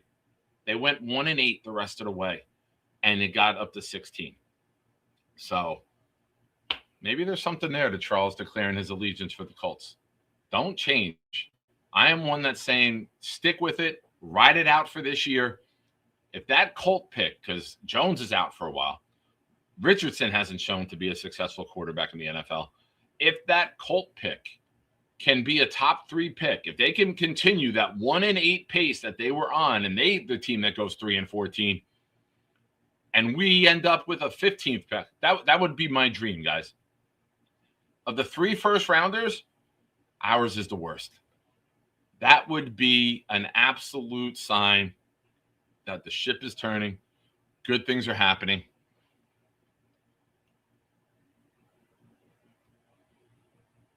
But I appreciate all of you guys being here, all your support. It's the biggest week I've had on the show, and that's all to you guys and gals for showing up time and time again, show after show. How do you feel? How you doing? How we doing tonight? Turn the audio down. It was your first time on a YouTube show? Yeah, brother. How you doing? And you know I'm the good. name now. It's called The Professor. You know who the professor is? The Professor and Marianne here on Gilligan's Island. Somebody call in. All right, folks. It's time for questions. Submit your questions in the chat. Please. Throw a question mark at the end because StreamYard tags the questions. Curly, I see you're coming in hot already. Over under 3 games blown by our kicker situation. I will say this. Chris Banjo was so damn good at his job last year. He was so good at his job, it cost us the #1 overall pick. The only thing left for Banjo to do is to find and develop a kicker. If he does that, you're looking at a guy who could be part of the head coaching cycle.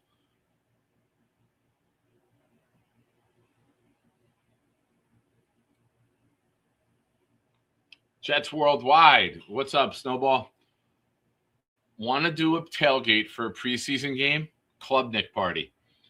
Listen, Club Nick sounds like an amazing place. It would be ladies' night, of course, but I love Club Nick. I think he's a perennial backup. He's a spot starter. He's a middle reliever. Maybe he can give advice to the future starter. He seems like he's very smart. I'll take that. Be the brains of the operation, not the arm.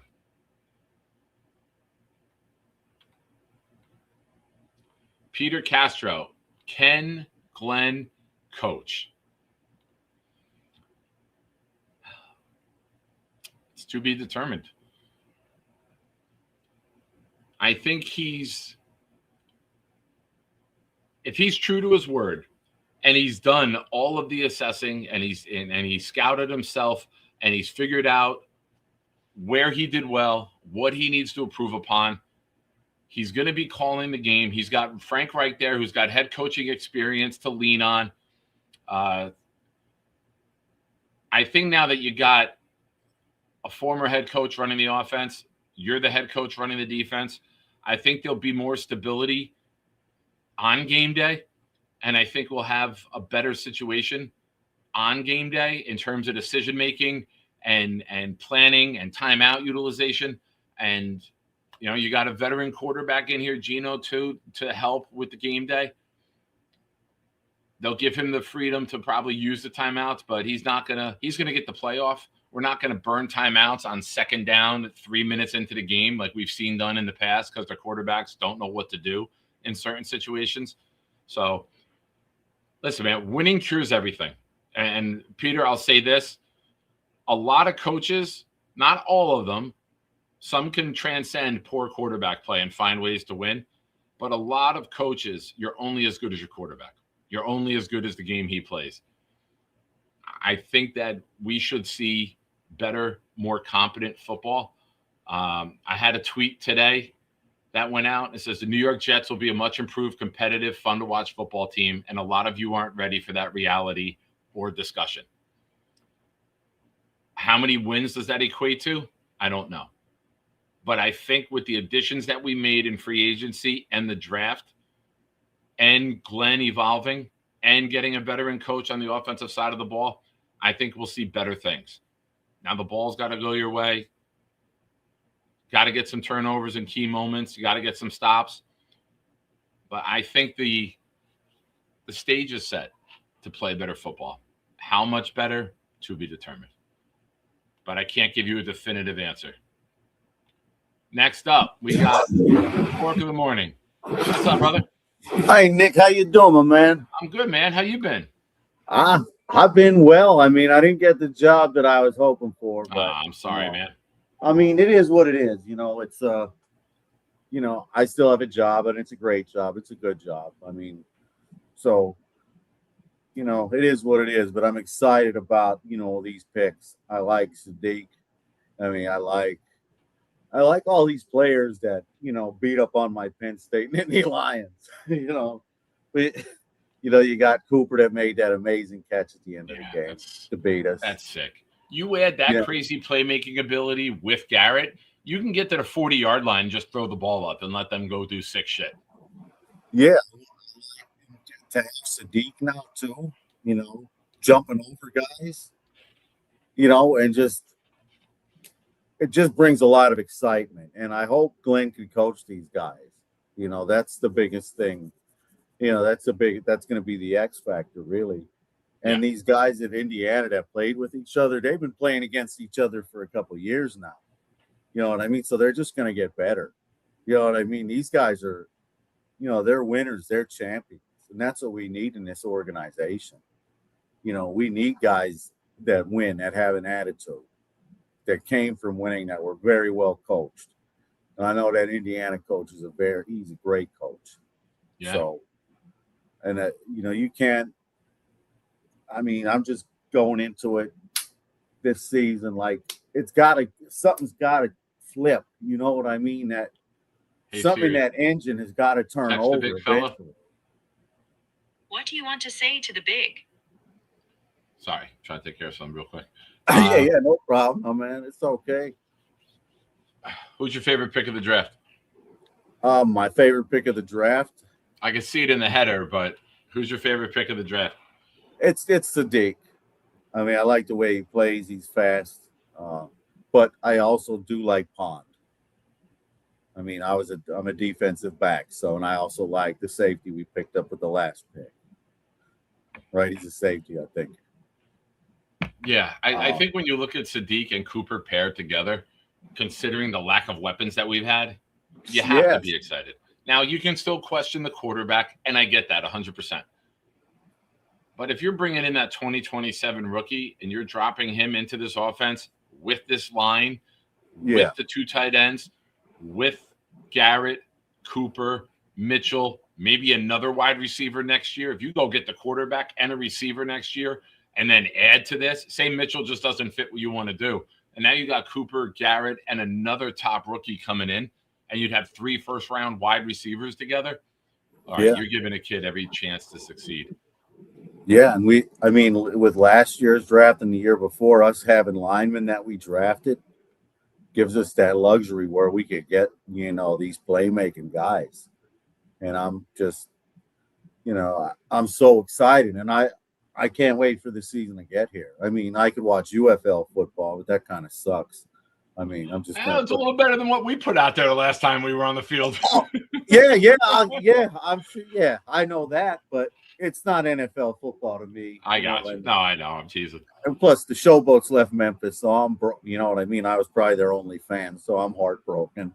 But it was a team to follow, to go see during the off season. So, but we have another arena team coming here. They start next month. I already got my. And where are you at again? You're down south, right? Memphis. Okay. Yeah, and I work for the state of Mississippi, so I'm in Jackson. That's what I thought. Okay. I'm in Jackson, Mississippi a lot, so which kind of sucks. I mean, I don't know if you ever been there, but no, Cincinnati's the furthest I went this year for the game. It's actually Kentucky because we stayed right over the board. Okay, are you going to go to the Nashville game? It depends. I'm taking a cross country trip this year, but we're going like north through like Chicago, Mount Rushmore. Okay. So I'm still less than 3 years at my job, so I don't have a lot of vacation time. My son graduates high school in June.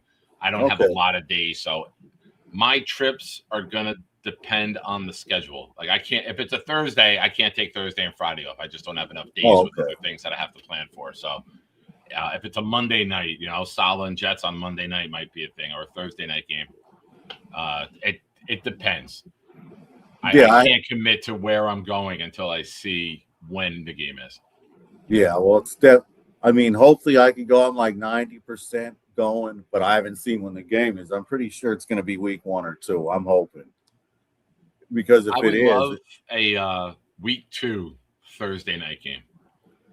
that would be Put nice. that game on Amazon on a Thursday night, and improved Jets with Tennessee. Salah against his former team. You get a nice little storyline. If the teams are bad, you get them early in the season where you don't have to put a stinker on later in the year. That might be the way I see it. Yeah, I would love to. I mean, it's been a while since I've been to a game, and I just want to. And I haven't been to the Nashville Stadium, and it's close, but they're building a new one, so it'll be their last year there. So yeah, I've been following that. It looks nice. It's not too big. I'm used to this 85 or 82.5 air conditioner unit that we have up here in MetLife. Yeah. So it's a massive stadium, but when you see teams build the smaller 50 to 70,000 seats, it's so much nicer. It's so much more compact. You're closer to the field. There's no nosebleeds. So my best friend coming along nicely. My best friend has season tickets to Ole Miss, so I get to go down there to 3 or 4 games a year to the Grove down there. Yeah, and that's a great stadium to watch a game. If you ever go, that is an environment that you need to be. That is like Valhalla for me. I'll just tell you that. It was football heaven for me. Wow. You know, the people are amazing. I mean, everybody's so welcoming. It's such a fun time. And the people at Ole Miss, they love their football there. And I mean, they are diehards. I'm sure. I'm in the Northeast. We don't really have college football, but I'm 20 minutes from the Rutgers Stadium, and you can go there and you could sprawl out. Like there's no one near you. I've been, yeah. Rutgers is a little different. I mean, but Penn State, you got them too. You know, I guess they're the premier Northeast team. Them, I mean, who else? Pitt, maybe. Boston College. Yeah. Syracuse at times, you know.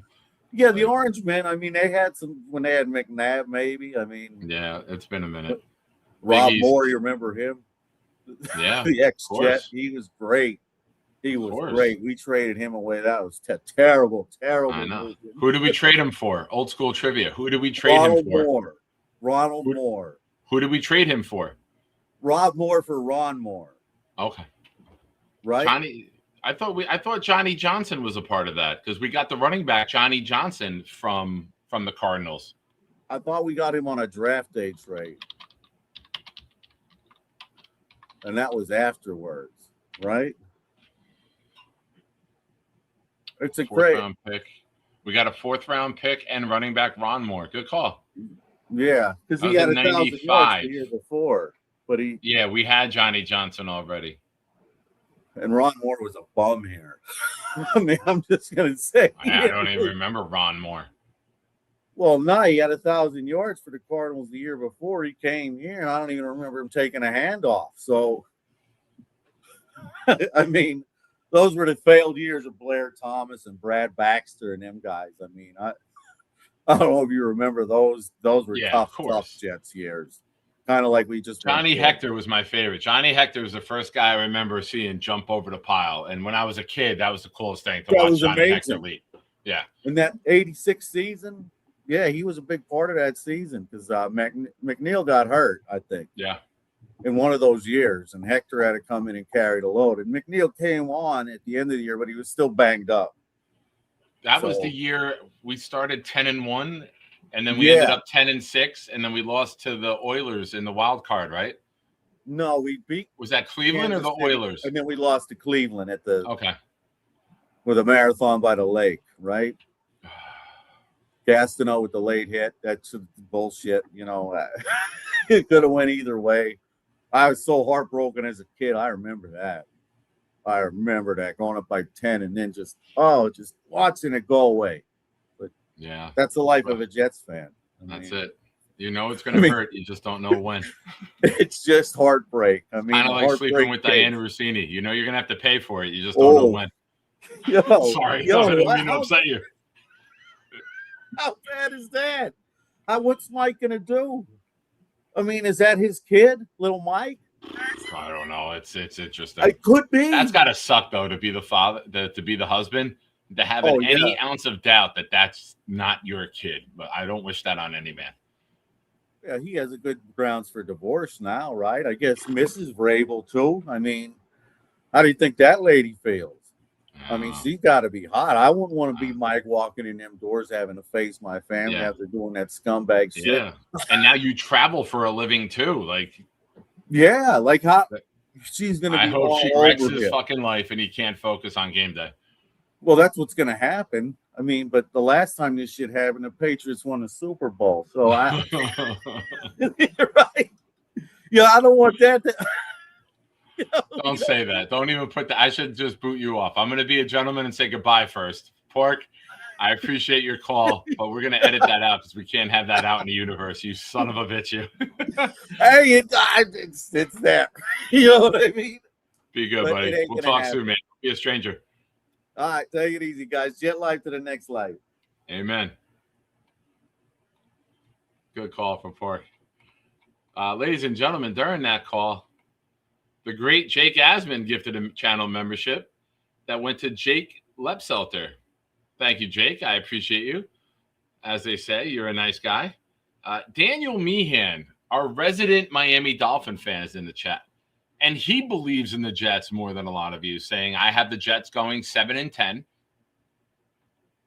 MC Mays had a question. Said, do you believe that Pons can have the same success as Glenn, being that there are so many bigger, faster receivers in the league now? If he's 80% of what Aaron Glenn's career was, we got a hell of a pick. I don't think the goal is to be Glenn, but if you can be anywhere near what Glenn was, I'll take it. Hashtag Diana Rossini quotes.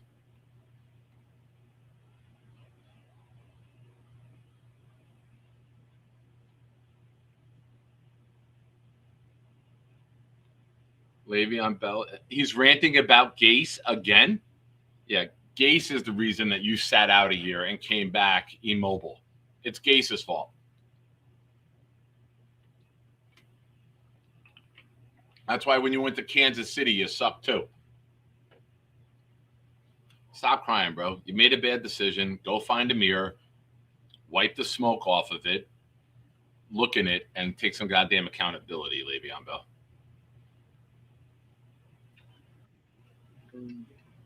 Hey, brother.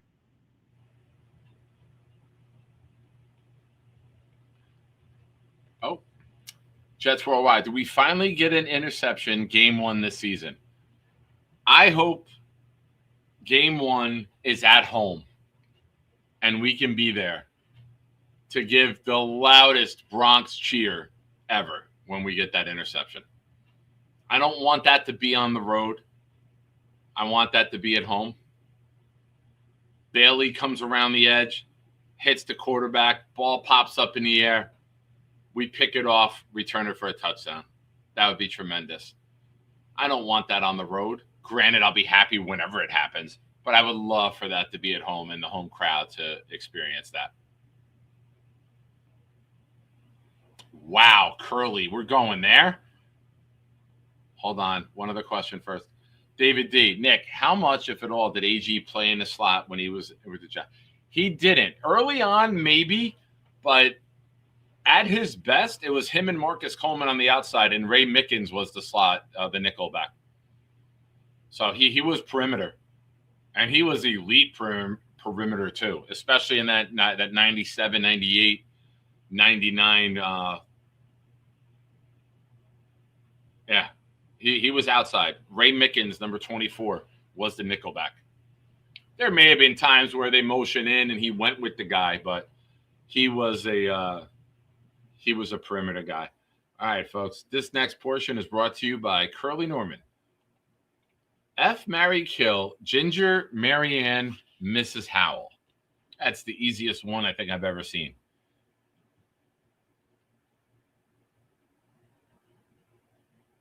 You marry Mrs. Howell, hoping that you get the money when she passes. No, you get rid of Mrs. Howell. You sleep with Ginger, and you marry Marianne. Marianne's wife material, man. Come on, that's easy.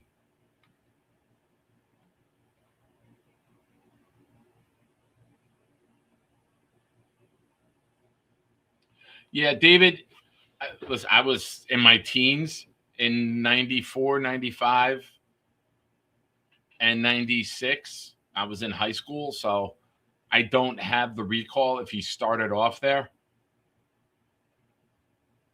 And Rich Kotite never really had a game plan, so I don't recall if he did play inside.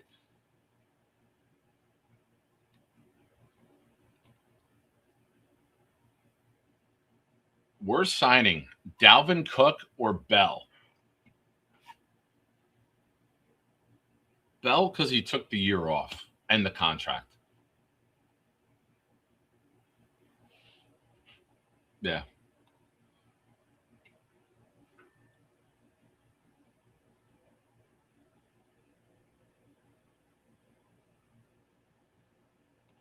Kyle Clifton says, the Jets' new undrafted free agent kicker looks like a rookie recruit in the new Super Troopers 3 movie, Slick Stash. Oh, Sick Stash.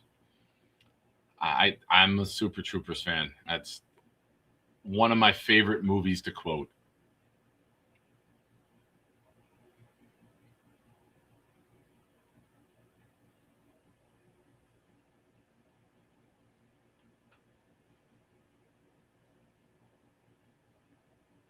Big fellas yelling at Beast. Hey, relax with the caps. Put your hands up in the air. Don't upset the big fella.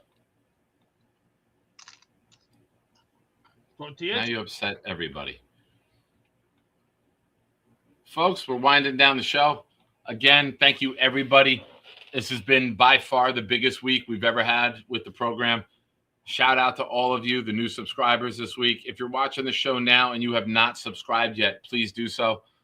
Next goal is 2,200 subscribers. Would love to get there as soon as possible. If you're watching after the fact, hit the subscribe button. Hit the like button as well. Last I checked, we were at 90. Where are we at now? We are at 95. Come on, hit the like button. What are you doing? Had a great segment with Frankie V. If you want, go back in the beginning. Watch that if you're joining in late. We discussed all of the draft picks and where this Jets team could go. Really good conversation. First time as a guest on the show, Frankie, and I really enjoyed that. So I hope you guys did as well. But ladies and gentlemen, if it is that time, go ahead, say it. Ladies and gentlemen, what did we learn today? Courtesy of the Nick Shine Show. Now back to Nick Shine. Ooh. What are you eating, a graham cracker? Nah, tortilla chips, migo. Tortilla.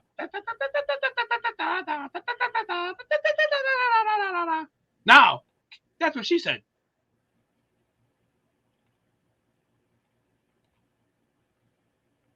You know what we need? A beast bone. That's what she said.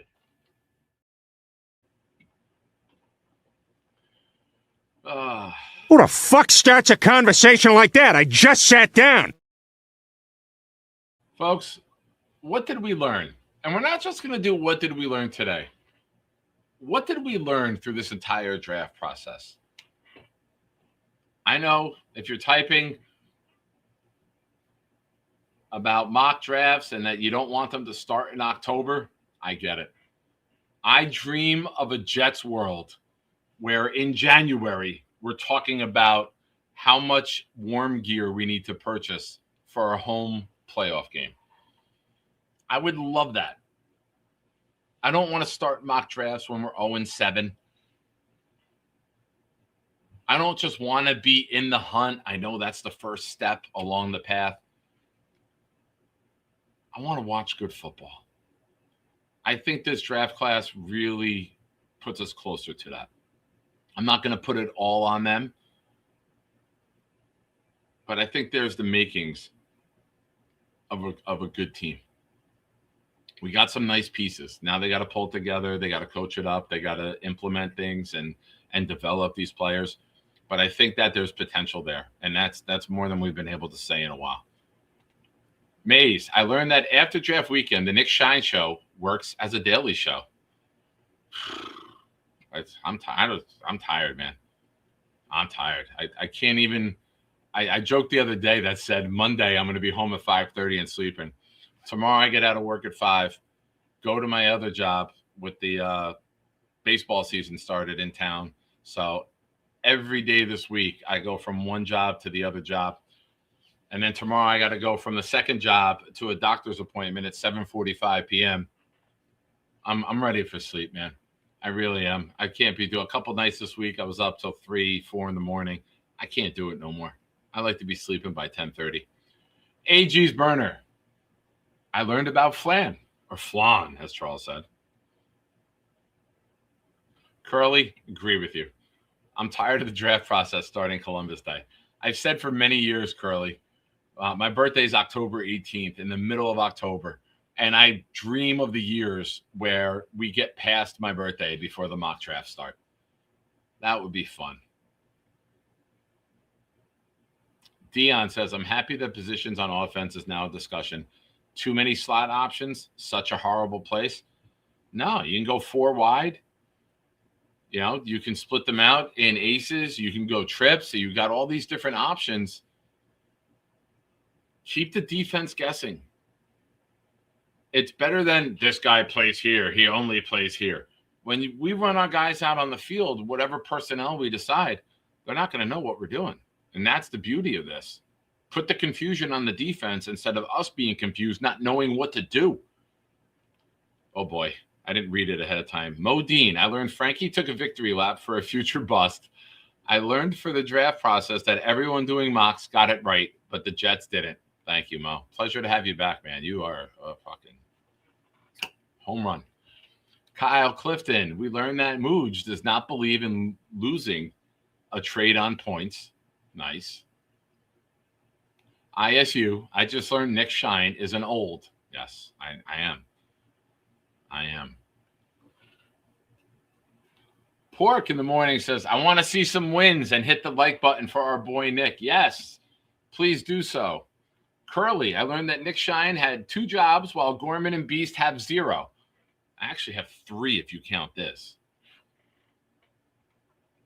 This is a job. I put in a lot of time here. So this is a job as well. Paul, going with an old school take. I like this. That the draft should be 2 days. They're never going to do it.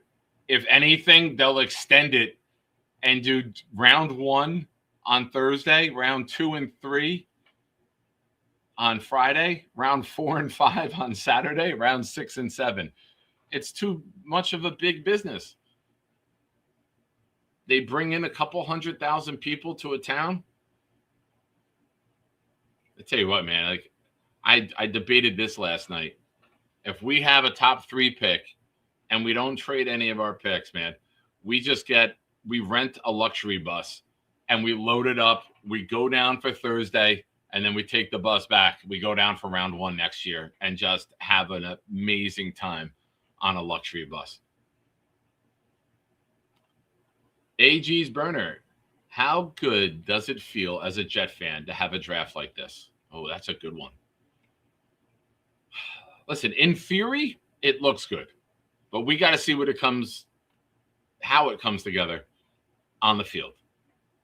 You know, if Bailey is anything like the number 2 pass rushers that have been drafted previously, a Hutchinson, a Bosa, a Von Miller, a Will Anderson, these guys who've been drafted in the top couple picks of the draft, and he's making an impact and he's in the discussion for Defensive Player of the Year, that changes your entire defense. If Sadiq and Cooper can be part of an elite offensive weaponry for years to come, and Pons can play anything like Aaron Glenn, 80-90% of what Aaron Glenn was, man, this draft can be a home run. And then you got a fatty like Jackson. You got Cooper the guard in the pipeline. You hope that it all comes together, man, and this can be that foundational draft we've been waiting for. What 22 was supposed to be. Yeti, I learned that as much as we think we know, the cards fall how they fall. It was a really good draft. Also, no one is ever happy. Third, we're built for this shit. Patience is a virtue. Nice. Rick Kent, I learned that Modine hasn't lost a step. No, he came back with a vengeance about 2-3 weeks ago? But he's been here for every show the last couple of days, Mo. I do appreciate you showing up, and thank you for the super chats earlier. For those of you that missed it early in the show, Mo gifted a super chat, said, number of New York Jets wins incoming. I thought it was a question. Wildwave answered it. It's a $2 super chat. He then gifted a $15 super chat and said number of New York Jets losses incoming. So he's predicting 2-15. But I think the Jets are growing on him because he was 0-17 a while ago.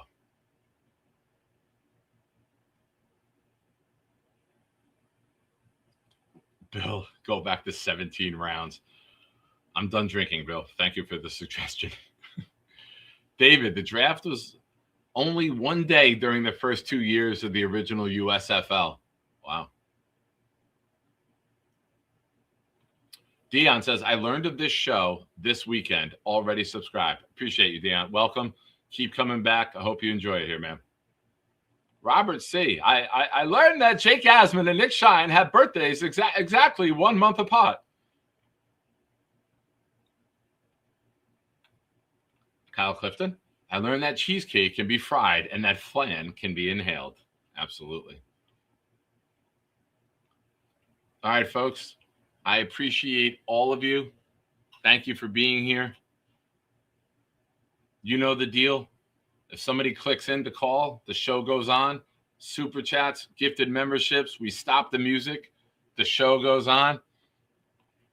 I learned the big fella always needs that impression.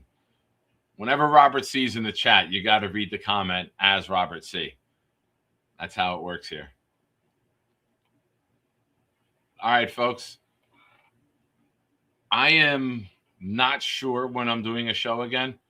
I am definitely taking tomorrow off. Tuesday is a very busy day as well. Maybe Wednesday night we'll be back. So I will be doing my best to drop some shorts or videos in that time. Keep an eye out for those. As always, hit the like button, subscribe to the channel. Love you guys. You're the best. It was a pleasure covering the Jets the last 5 days with you guys. Hopefully this team can start winning. Oh, it sounds so beautiful. Sounds so beautiful when you say it. Oh, warms my heart to think of a team with double-digit wins. And not in 3 seasons, Mo. I already know what you're saying. They got 10 wins. It just took 3 years to get there. Appreciate all of you. Thank you for the comments. Thank you for the support. Ladies and gentlemen, this is the portion of the show where you take the volume button and you turn it all the way up. Blitz BK's new song, which is a video I released on the channel. Go check it out whenever you want to hear it. Jets Take Flight, followed by the closing anthem.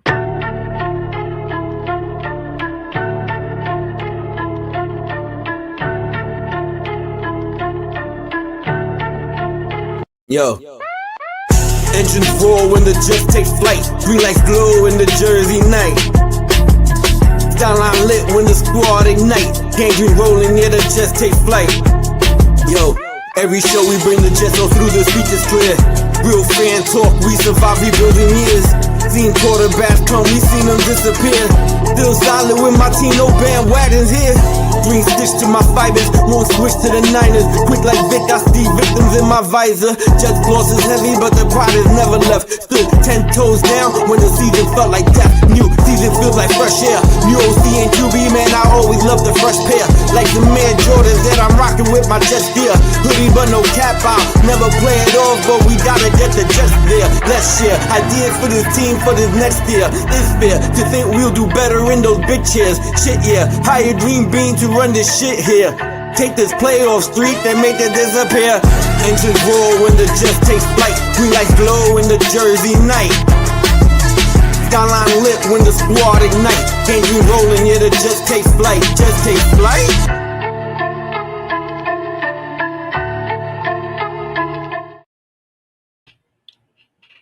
Banging out. Good shit, Blitz. Folks, we're out. Thank you for everything. God bless. Be great. Do something nice for a stranger tomorrow. Not that Tom Ace. Something else. got beef.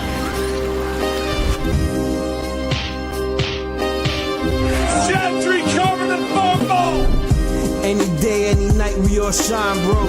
First class shine time, the Nick Shine Show. Anytime on YouTube, if you don't know, the Nick Shine Show, the Nick Shine Show. Dim the lights, but it's still bright as Nick time.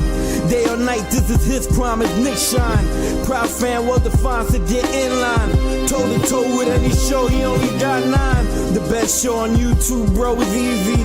We talk Jets all day, please believe me. Subscribe, you just gotta click a family. We not a click in 3D. You can see a beautiful DP. We see through the fake teams and the tea leaves. So we pray for a coach and a QB and hope that we close to the top in the new league. A toast to the host with the most, Nicky. Who, me? Any day, any night, we all shine, bro. First class shine time, the Nick Shine Show. Anytime on YouTube, if you don't know, the Nick Shine Show, the Nick Shine Show. Fantastic.